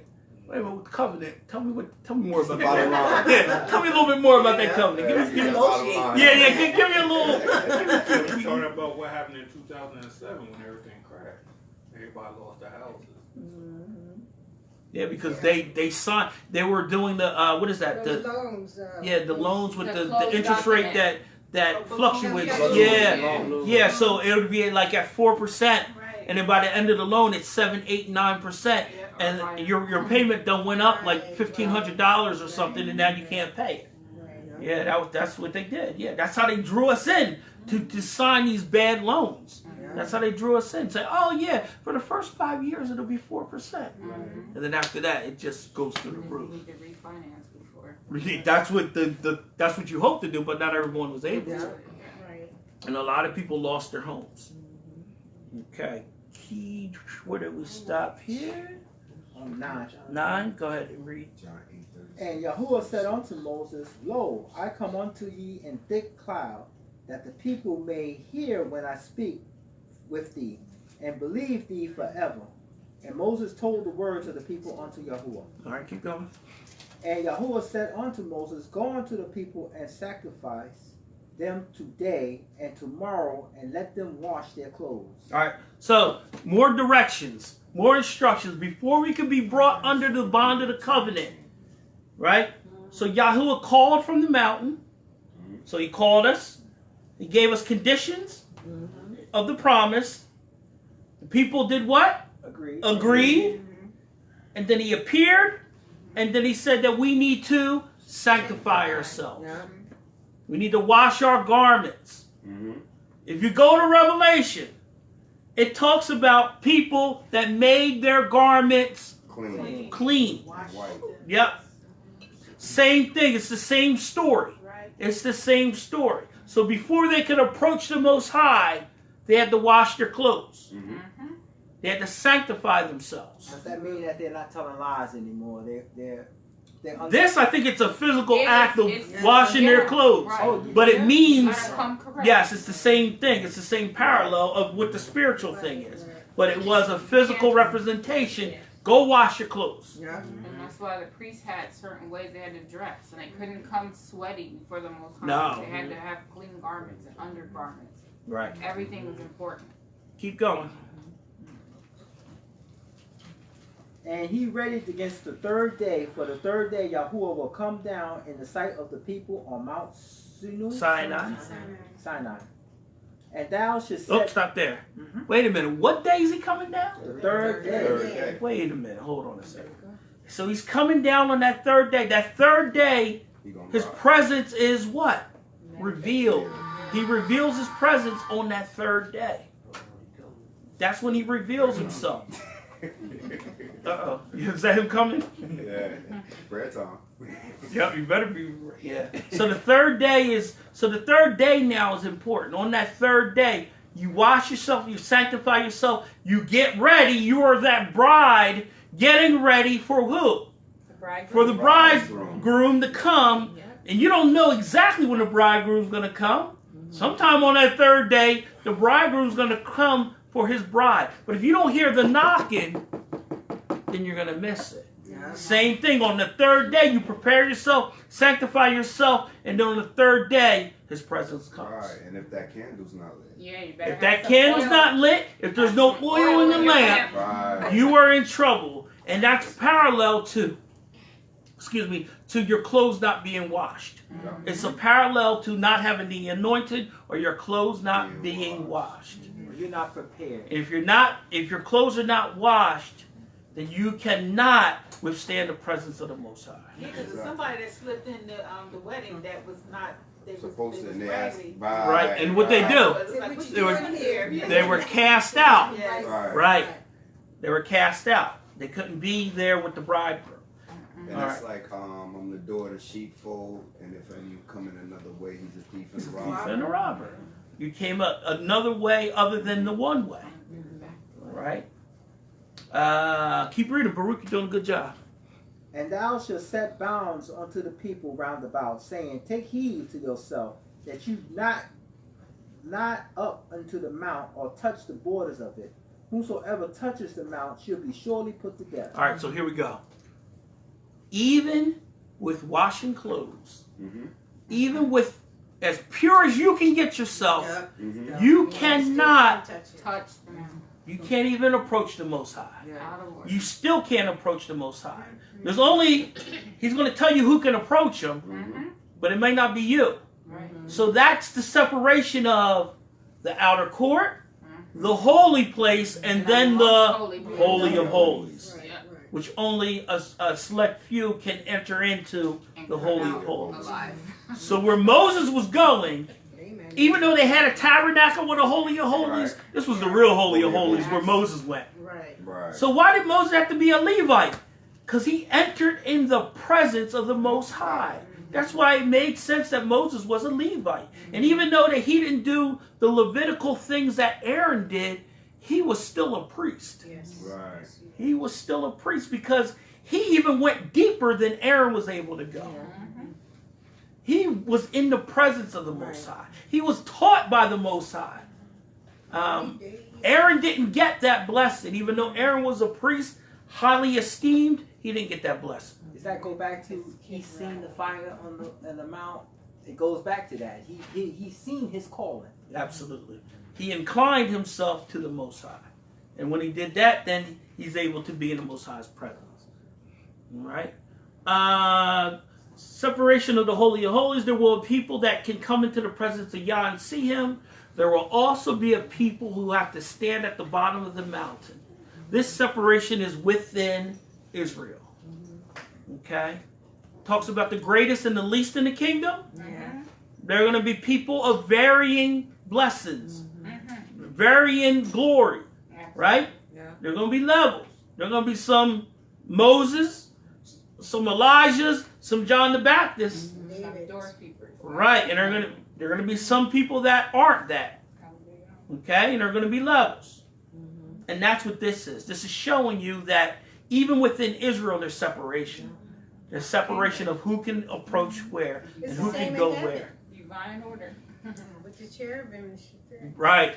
Right. There's a divine order. There is a divine order. There's only certain cherubim or certain seraphim that can be in his presence. That's why you have 1,000 ministers ministering unto him, but then you have tens upon tens of thousands that sort of standing by. So it's the same thing with the separation in the heavens. Well, think about it. Paul says there's how many heavens? 3. There's 3 heavens. So would there be principalities and powers in each level of that? It would make sense. It would make sense that there would be principalities. Like, these are the ones that are in this part of it. These are the ones that are a little closer to the Most High, and then these are the ones in the Most High's presence. It would make sense. And then if one wandered from one to another, there could be an issue. And we talked about angels leaving what? Their estate. When they left their estate, then they sinned against the Most High because they left the estate that they were assigned to. I don't get how they get a new level, new devil. In Christianity. Because they're saying that it increases as you increase Yeah. the work You of know, the I master. hear people say that all the time. It's like that's Yeah, they say That's like what it gets Christianity worse. says. Right. It gets worse. Yeah, I know. Did you move up? You have new devils Yeah, in new there. devils. and New people you gotta. where you are. I believe 14, Baruch? No. What did you get up? 13. Stronger. 13. Right. Go ahead. Then thou should not a hand touch it, but surely be stoned or shot through. Whether it be with beast or man, it should not live. When the trumpet soundeth long, they shall come up to the mountain. All right. So now let's get something out of this one. Even a beast. So my dog is a hard-headed dog. I don't know why he's that hard. She's that hard-headed, but she's hard-headed sometimes. My dog wouldn't have made it. I'd be like, no, stop. Oh. Even a beast. Even a beast that crossed that threshold is done. Yeah. Even the beast. Think about Noah. The ones that bowed down to him were the ones able to come on the ark. The ones that didn't were the ones that surrounded the ark. It's the same thing. Can I say when he's talking about that, he might be talking about the nations? The people that might be going out with Well, us? why would they Who be? he's Why would they referring be to at the bottom of the mountain at this point? Well, didn't the stranger come out with us? He said Israel come. He said Israel, right? He called Israel, right? Yeah. I didn't hear him say Israel and the strangers. So I'm taking it. It's only Israel at the bottom of the mountain. Yeah, That's what I'm taking Yeah, it. they all out in the valley. He's Yeah. only dealing with it. Now they might be in the camp, but I don't know if they're lying in the bottom of that mountain. It doesn't. They couldn't The even context doesn't suggest that. Understood. Absolutely doesn't. But I'm just. Keep reading. You're doing great. And Moses went down from the mount unto the people and sacrificed the people, and they washed their clothes. Okay. And he said unto the people, be ready against the third day. Come not at your wives. All right. So come not near your wife. Why? No sex. Because it's in Because the law, you That's be dirty. unclean. You'll be unclean. You're unclean until sundown, right? Yes. If you're unclean, you cannot approach the Most High. All right. So they had to clean themselves. When David went in to get the showbread, right? What did David tell the priest? Who remembers the story? What did David tell the priest? That these men are clean. They have not been with any women. They have not been with any women, and then they were able to partake of the showbread. Yes. If they had been with their women or their wives, they would not have been able to partake of that showbread. Yep. It's the same thing. Showbread. We know who the showbread represents there, right? Yes. It's the same thing. All right, David. Be clean. Keep going. And it came to pass on the third day in the morning that there were thunders and lightnings and thick clouds upon the mount, and the voice of the trumpet exceedingly loud, so that all the people that was in the camp trembled. All right, stop there. The last trump. If you notice, this is setting up just like Revelation. At the last trump, right? At the 7th trump is when he returns. Thunders, lightnings, and his return. the day of darkness, no, the sun's not shining, the moon's not giving his light. He comes back. Same thing. They're opposite ends of the same story. Mm-hmm. That long trump, that last trump, is when his presence manifests. Mm-hmm. That last trump is when the Messiah comes back. Right. After that last trump. Matthew 24 too, when he explains the signs of his coming. Yes. When should be that coming? Yeah. Keep going. That's why we have the Feast of Trumpets. Absolutely. We're called, we're beckoning. Go ahead. And Moses brought forth the people out of the camp to meet with Elohim, and they stood at neither part of the mount. And Mount Sinai was altogether on smoke, because Yahuwah descended upon it in fire, and the smoke therefore ascended as the smoke of a furnace, and the whole mount quaked greatly. And when the voice of the trumpet sounded long and waxed louder and louder, Moses spoke, and Elohim answered by a voice. Wow, so they heard him. Mm-hmm. Yeah, scared to death. Was it Moses that heard him, or was it all the people? Oh, we're all there. Go ahead, keep going. And Yahuwah 20. came down unto the Mount Sinai on the top of the mount, and Yahuwah called Moses up to the top of the mount, and Moses went up. And Yahuwah said unto Moses, Go down and charge the people, lest they break through unto Yahuwah to glaze, and many of them perish. All right, so he knew with all this going on, there'd be that guy. That wants to see Says, him. oh, I can't see. I can't see. Let me get closer. And he trying to get closer, and boom. So he said, go remind them. Need to see. Go remind them. That's them Hebrew. There's always one. I can't see. What y'all doing over there? Why he get to go? That's that stiff neck, right? Right. Remember me? You almost did that one time. Something retarded. There was a fire, a factory, like on Perkins Lane. Oh yeah. The day that thing caught on fire. Ron, there. yeah. Is that Decent Watson? I don't know what it is. Oh, the Decent Watson fire. Yeah. Big building, because we could walk down there, but it was a big fire. They couldn't get it out because they had solar or something, so it was kind of crazy how they could get. But anyway, it was a fire. So we walked, and we was like, well, we can't see. Let's go back.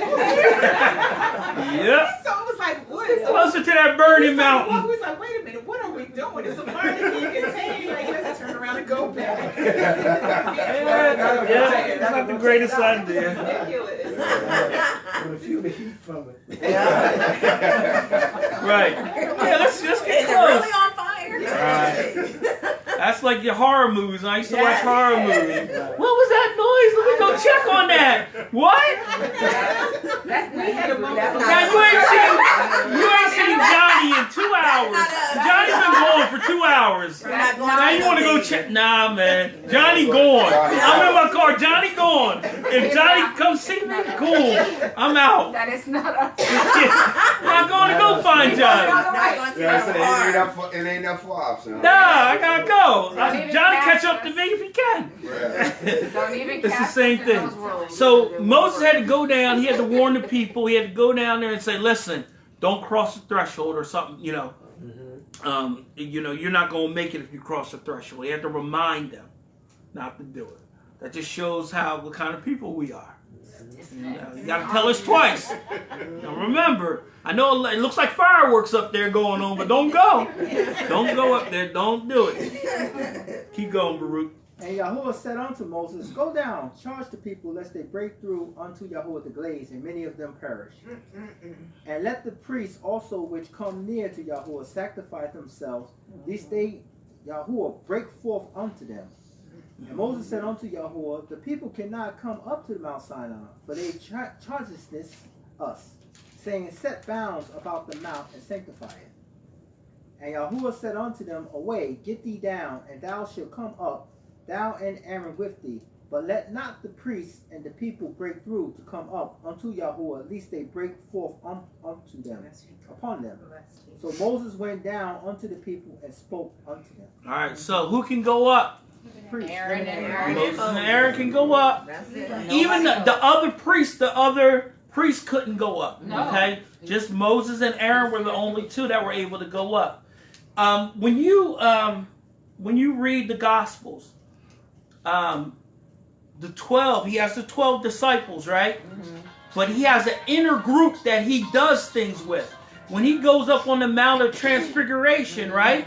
Yeah. He only takes that select group of people with him. He doesn't take all 12 disciples. He has an inner group that he takes with him. And that's when, if you think I about think it's Peter, John, and James. James. Is that the third? There's 3 of them. So even within that, he showed you that that inner circle, or that group that gets to see a little bit more. Because remember, when they went up on the Mount of Transfiguration, they weren't allowed to tell the rest of the disciples what they saw. They saw something and they couldn't share what they saw. That's right. All right? Because he showed them something that was for them. Right? Because even Joshua went up there with him too.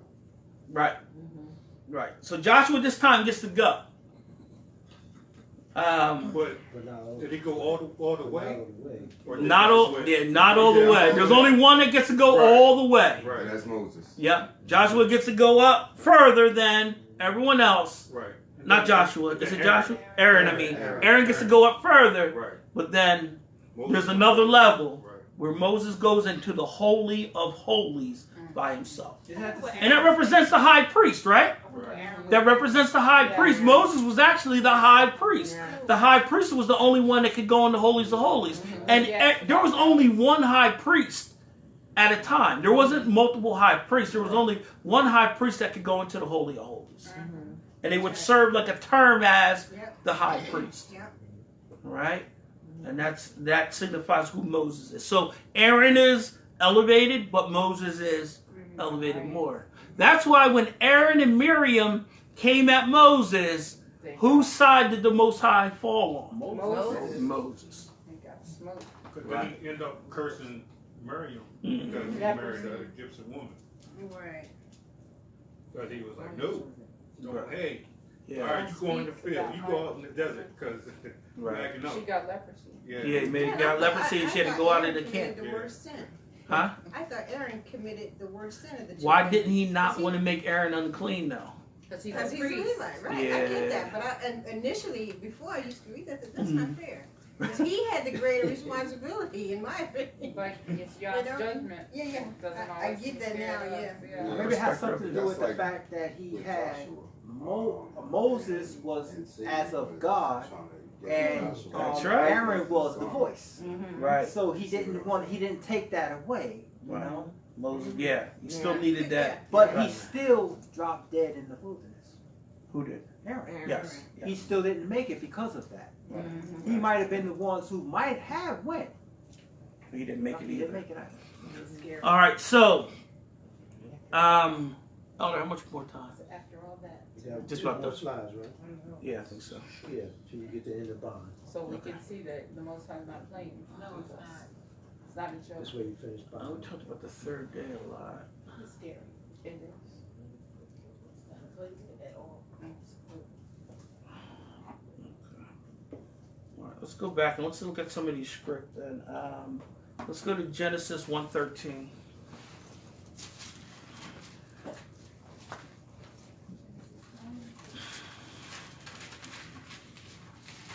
Did we hit that? We hit Genesis 1:13, didn't we? I think we hit that already. We talked about. Not today. No, we didn't. Okay. That was 3:13, right? Okay. Yeah, we did 3:15. We did 3:15. Oh, okay. I know what I was doing here. Yeah, I know. I had to remember what I was thinking. Sometimes yeah. All right, who has that 1:13? I got it. You ready? Mhm. Con? In the evening and in the morning were the third day. Keep going. Keep going. And Elohim said, let there be light in the firmament. Oh, wait. Hold on. I'm sorry. I want you to read everything that happened on the third day. So I need to go back up You then. got to go up. To 9. To 9. 9. Yeah. All right. I remember what I was. And Elohim said, let the waters under the Shamayim be gathered together in one place, and let the dry land appear, and it was so. Okay, now, the waters to be gathered in one place. Mm-hmm. All right, on the third day, the Right. water is going to be gathered into one place. What does that mean? What What is that a signal of? The waters being gathered into one place. His people being gathered. So, right, it's people coming together on, again, we go back to that third day. His people being gathered into one place. Keep reading. I just want to show you the connection of Genesis to all of this. And let dry land appear, and it was so. And Elohim called the dry land earth, and the gathering together of the waters he called he seas. And Elohim saw it was good. Good. Good. And Elohim said, let the earth bring forth grass, herb yielding seeds, and fruit trees yielding fruit after his kind, and every seed after itself upon the earth, and it shall be. And it On the so. third day, we are going to bring forth what? Fruit. On the third day, we are going to bring forth good fruit.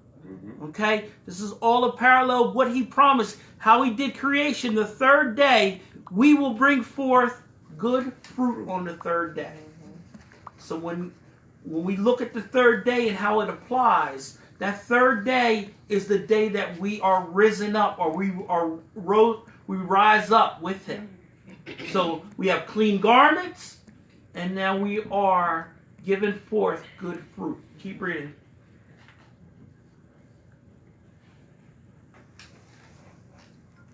Keep going. Okay. Are you ready? Yep.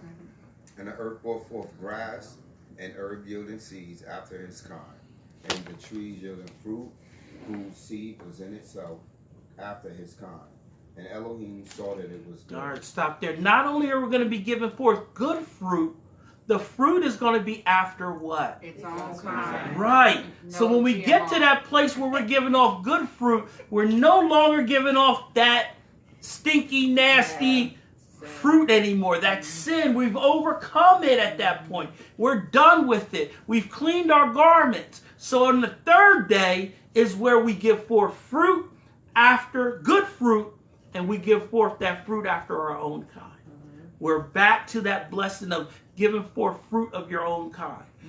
He told Adam, be fruitful and multiply. And replenish. Right, that was before the fall, right? Because Adam would have gave forth good fruit at that time. But after the fall, we know with Cain, he didn't give forth good fruit all the time. All right? So on the third day is where we give forth that good fruit after our own kind. Seems significant in our day and time that we're seeing. But here, the Most High is saying that the fruit whose seed is in itself, he's like saying that this fruit has its own seed. Absolutely. And we're seeing so much that they the wickedness has changed that. Right. Very Yeah, important. it's a physical representation of what's happening with people. Yeah. No seeds in the water. No seeds. All right, and read verse 13. Just to And finish it evening off. in the morning with the third day. And that's the end of the third day. So the third day, the way the Most High did creation, he showed us what we would be on that third day. And I take the third day to mean the third day after Yeshua came the first time. All right, that's just how I envision it. Because we would be in that third day right now. We would be in that third day. That's where we would be at this point. Wait a minute. When we got past the year 2000, right? I'm not following you. When you say So if you think about years, 1,000 years, right? Yep. If you think about days as 1,000 years, Right. right? Yeah. Yeshua came 2,000 years ago, right? So that would mean 2 days have passed and that we're into the third day. Right. Oh. 2,000 years have passed, 2 days have passed, and now we're into that third year. That's kind of how I would see it too, because then another like 1,000-year reign Right. is like that year of. It's the Shabbat. Yeah. It's that seventh day. Yeah.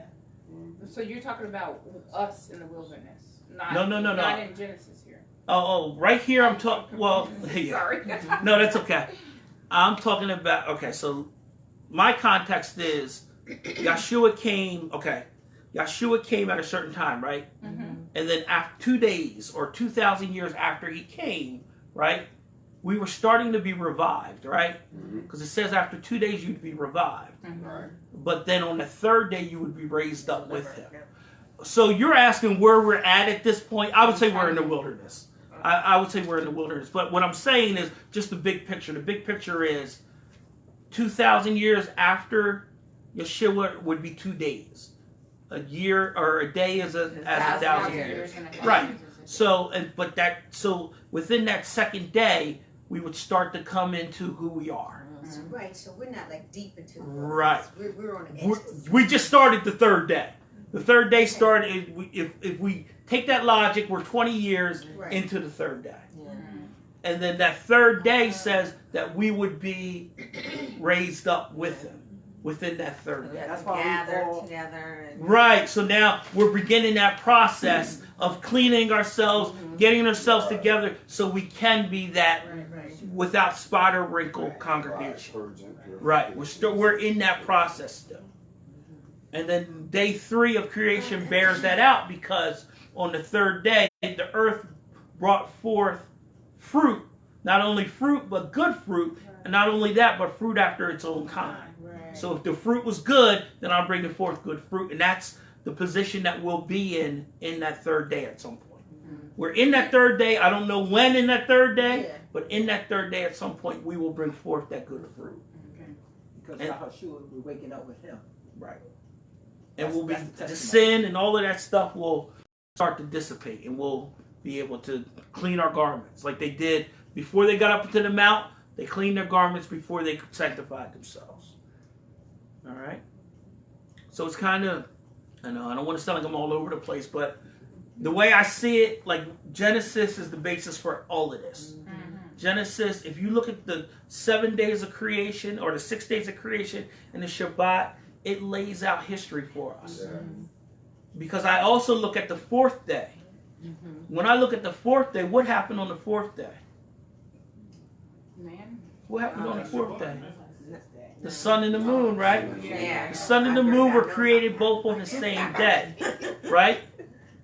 If you go from Moses to where Yeshua, or no, if you go from Adam to Yeshua, a lot of people believe Yeshua came on the 4th day. Because what is the sun? The sun is the light of the world. The light of the world came on the 4th day. So the sun was created on the 4th day. And then you would say, who would the moon be then? But that's Genesis 3 though. But who would the moon be? I mean Genesis 1, 3. Who would the moon Who would the moon be? It would be us, right? They were, the sun and the moon came on the same day. Who was with Yeshua? Aaron. No. Who was with Yeshua? The Holy Spirit. No, the No. 12 disciples. No. John the Baptist. John the Baptist would be, right. He was the lesser light. John the Baptist was the lesser light that bear witness to the absolutely. So if you look at it in days, you could say, and then the stars would be his disciples. The stars of heaven would be the disciples. They shone, but they didn't shine as bright as John the Baptist. And what did he say about John the Baptist? There hasn't been anyone, a woman born of woman greater than John the Baptist. And what was John the Baptist? He was a Levite, right? Yes. Levite is the 3rd tribe. Right. Who is Judah? Judah is the 4th tribe. Yahushua comes from the 4th tribe. It would make Come sense. on, you can't make these things up. So that's how I look at it. When I look at Genesis, I try to tie a day into what's happening in history. And I try to look at those things that happened on one of those days and to tie it in.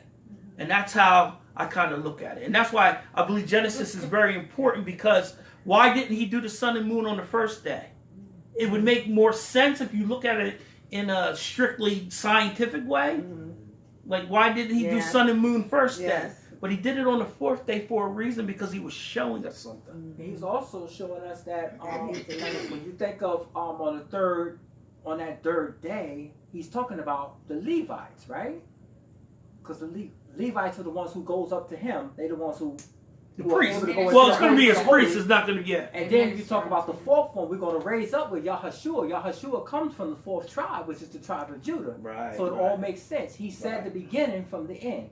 So all of these things are putting themselves together. Right. Which is rulership, rod, all It's came from Judah. And he had to separate the waters that covered the land. So he did that on the 1st day.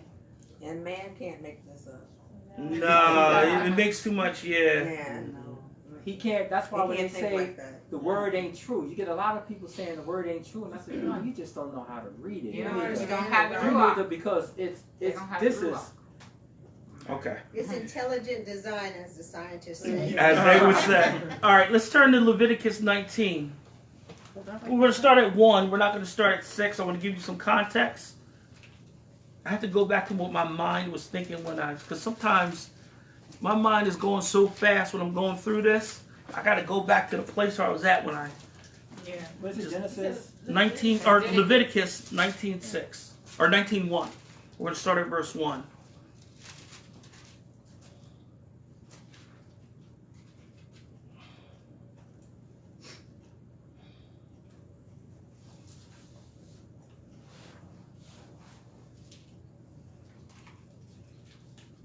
Who's got that? Right? Yep. And Yahuwah spake unto Moshe, saying, how far are we going? Just keep going until I say stop. Okay. Spoke unto Moshe, saying, speak unto all the congregation of the children of Israel, and say unto them, ye shall be holy, for I am holy. You should be holy, for I, Yahuwah, your Elohim, am holy. Ye shall fear every man his mother and his father, and keep my Shabbats. And, keep my Sabbaths. I am Yahuwah, your Elohim. Turn ye not into idols, nor make ye any molten images. I am Yahuwah, your Elohim. If ye offer any sacrifice of peace offerings unto Yahuwah, ye shall offer it at your own will. It shall be eaten the same day ye offer it, and on the morrow. And if it ought remain until the third day, it shall be burnt with fire. Go ahead and then read the last one. And if it be eaten at all on the third day, it is an abomination, and it shall not be accepted. All right, so when I bring a peace offering to the Most High, right? Mm-hmm. I bring a peace offering, right? I can eat that meat up until the third day. I can eat that flesh up until that third day. Mm-hmm. After the third day, I have to do what to that flesh? Burn it. Our flesh is gone third day. After that third day, our flesh is burned up. Anyone that's is going to be considered what? Unclean at that time. Unholy. So after the third day, anyone that partakes of flesh is going to be considered Paul unholy. Understood that. That's why he said die every day in the flesh. He's trying to tell you. Right. So that third day, here we go again. Washing our garments on the third day. Mm-hmm. We're bearing fruit on the third day. And our flesh is being burned up on the third day. Mm-hmm. Right? So leftovers got to be out your house. Huh? Leftovers. Leftovers have to be burned up. But meaning your flesh. So we take it in our context as our flesh would be burned up on that third day. And if we go back to partake of that flesh, then at that we would be an abomination to the Most High at that point. All right, what was your... So why would you talk about the peace offering? Yes, and that's our body. Remember, you offer yourself. Yeah, you offer yourself as a living sacrifice. Right, right. So you're offering your body as a peace offering, and that flesh is removed after that third day. So, let me give an example in the natural. Like, what's being said about our flesh after? All right, so everything is pertaining to the third day. Mm-hmm. Everything is pertaining to the third day. The first thing we found that happens on the third day is Moshe commanded the children to wash their clothes. So your clothes are being, your flesh is being made clean. Mm-hmm. You're repenting it on that third day. Mm-hmm. Then we went to Genesis. The third day of what? Third day after the Messiah comes. Remember, everything was in context of the Messiah came, 1,000 years is one day, 2,000 years is 2 days, and two days, and then that third, okay. So we have the third day. Right. So the garments are being cleaned on the third day. On the third day of creation, fruit. First we were gathered as a people, and then we started to bear good fruit and fruit after our own kind. Right. And then when we give our peace offerings on that third day, right, we burn up the flesh, meaning that fleshly part of us is gone on the third day. These are all alliterations to what happens on the third day after the Messiah comes. All right? It's all alliterations of what his people are going to be like after that third day. Okay? I know it's I don't want to go too deep. Maybe I did. But I wanted to really show you that number 3 is very significant in Scripture. And it's not a number that he just chose. He chose the number because it's going to mimic how this whole thing plays out. Right. He's going back to his pattern. You know that? What? 3. 3? Yep. Kid you not, but I didn't figure it out. Right. So it's been said, I've heard it said that the Old Testament is the New Testament concealed, and the New Testament is the Old Testament revealed. So it's like, yeah, I guess you could see. Yeah, you could see it happening. Spoken in the right. Old, and you see it being revealed in the right. But you know, the New Testament, there's certain things that haven't been revealed yet. Not yet. Yeah, exactly. Yeah. Or We're haven't come to third pass day. yet. They haven't come to pass. Like the third, we haven't gotten there yet. So even in the New Testament, there's prophecy that we still haven't gotten to yet. I just want you to show, I want to show that the plan from the beginning, those 7 days at the beginning, follow this whole book. Those 7 days at the beginning have significance, and the whole book centers around those 7 days. The whole book does. Everything in the book goes back to those first 7 days. And if you look at those things that he did on those different 7 days, they have an application somewhere in here. Like we talked about the 4th day, the sun and the moon came on the same day. The only time that happened in history was when Yahushua and John the Baptist were here together. And the stars appeared on that day. That's the disciples. That's the only time that's happened. The greater light, the lesser light, and then the even lesser light, which was the stars. Were the disciples as great as John the Baptist? No. They were lights, but they weren't as bright as John the Baptist. Was John the Baptist as great as Yahshua? No. He even said that. Right, he even said that. He said, I have to decrease. What happens? When the sun comes out, what does the moon do? It decreases. You can barely see it. It starts until you can't see it. So when the sun comes out, the moon decreases. What did John the Baptist say? When the light appears, then I have to decrease. And that's what he did. Because his own disciples say to him, your disciples are leaving you and following after Yahshua. He didn't care.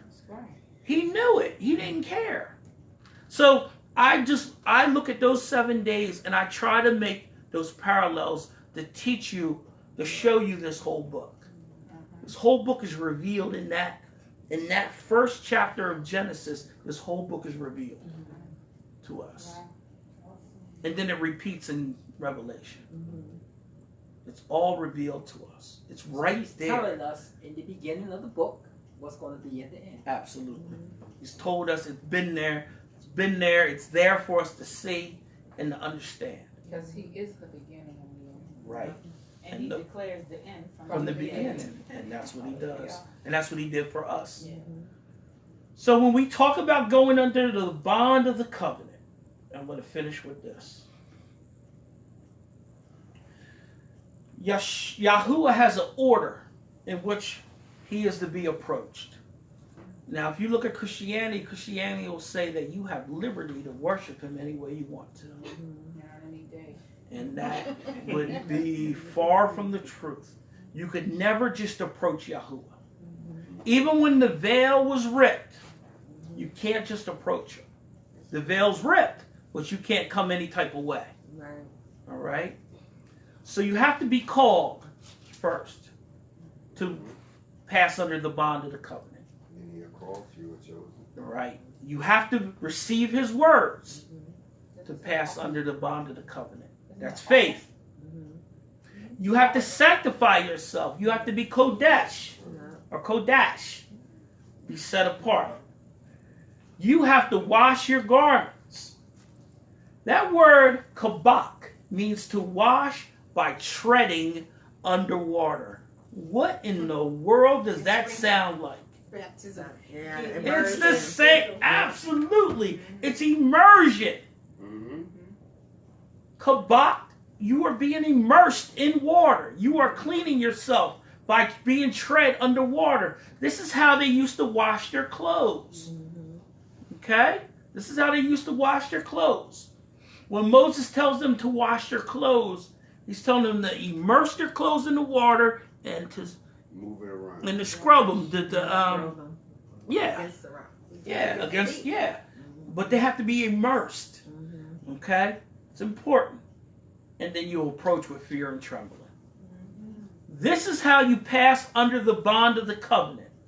You're called, you receive his words, you sanctify yourself, you wash your garments, which is repentance, and then you approach with fear and trembling. Is that word, the functional word fear can be two things. Fear as in awe of Yah, and trembling because, or fear that I might not be clean enough after I've washed. That's So torment. it could be, yeah.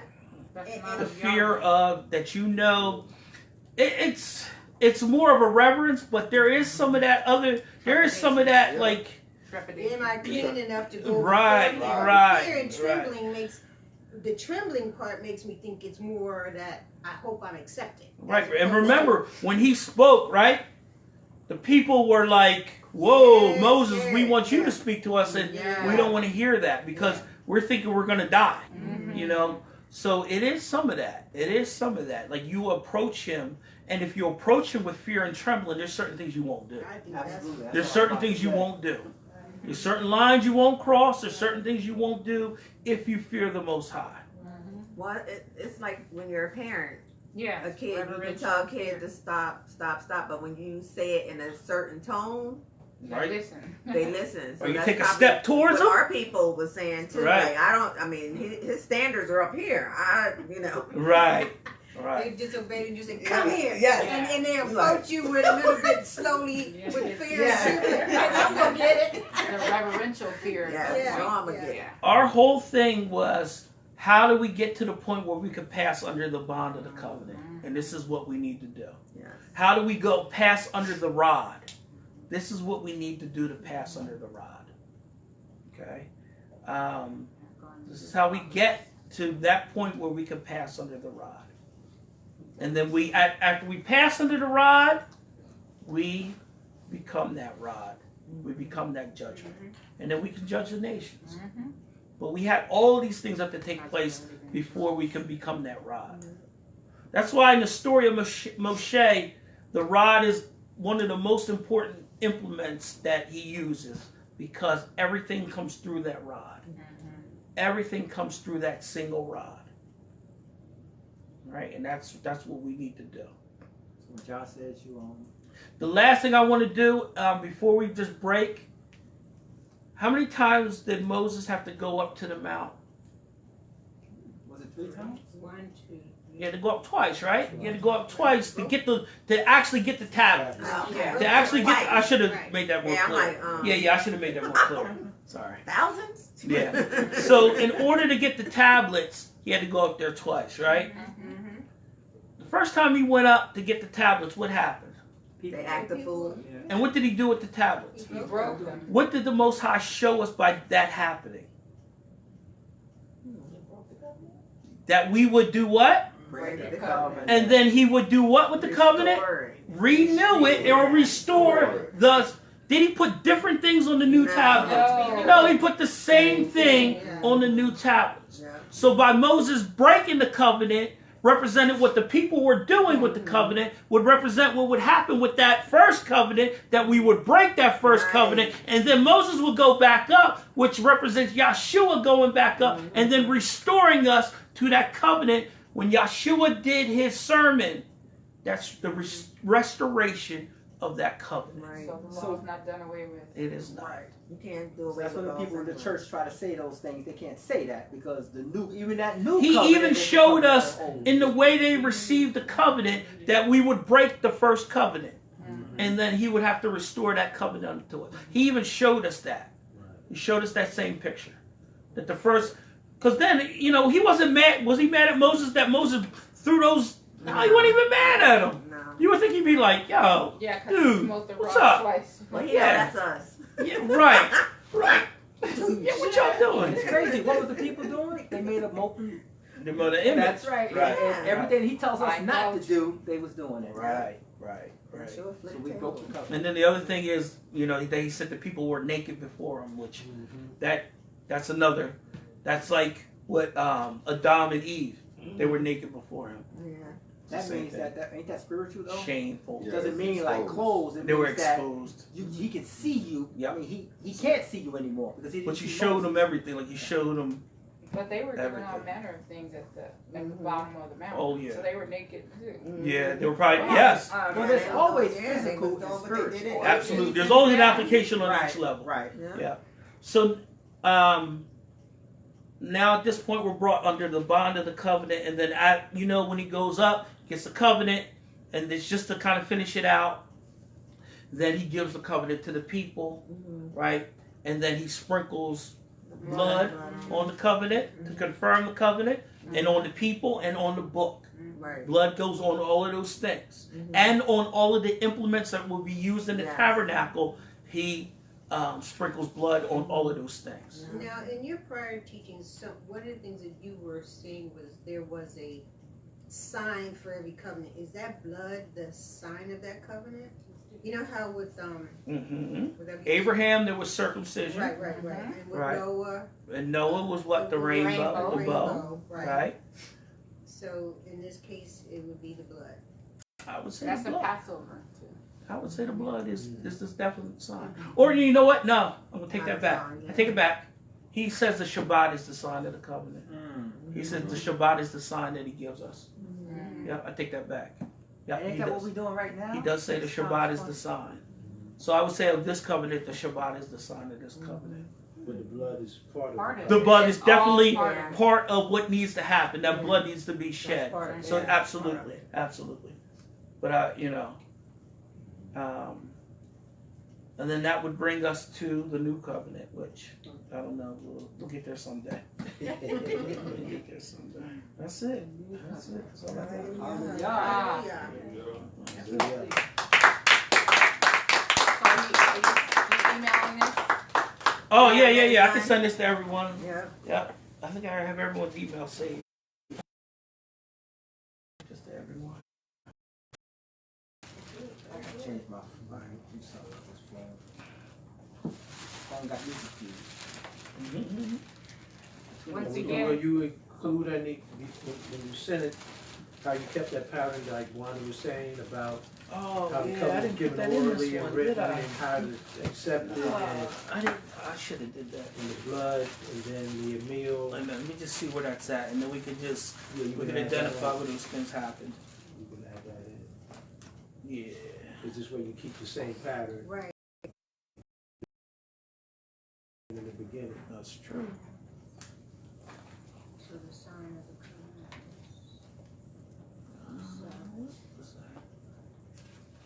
All right. So. Right, right there. Okay, so this is it right here. All right. Oh, come on. Of course. I'm not connected to the internet anymore.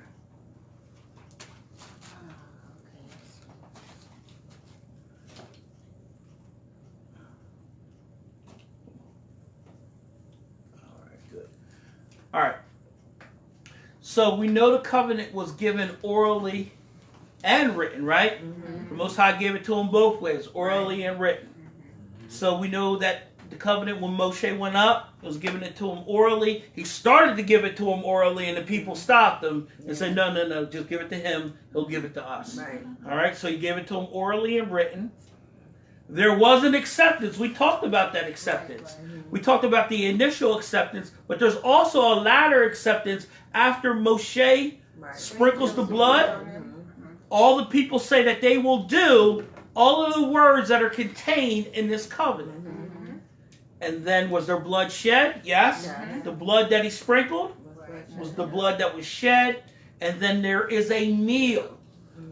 The elders and Moshe go up to the mount and they actually sup with the Most High.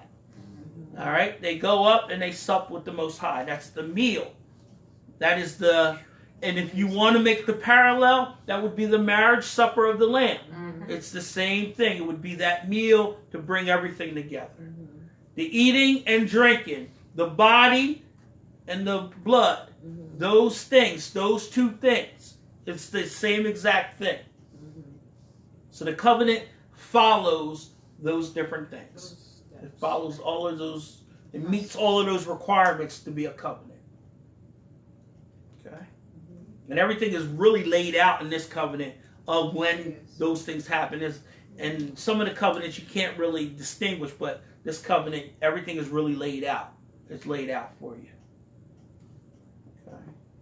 And remember, this covenant was confirmed with the blood of goats and lambs, right? Or it was.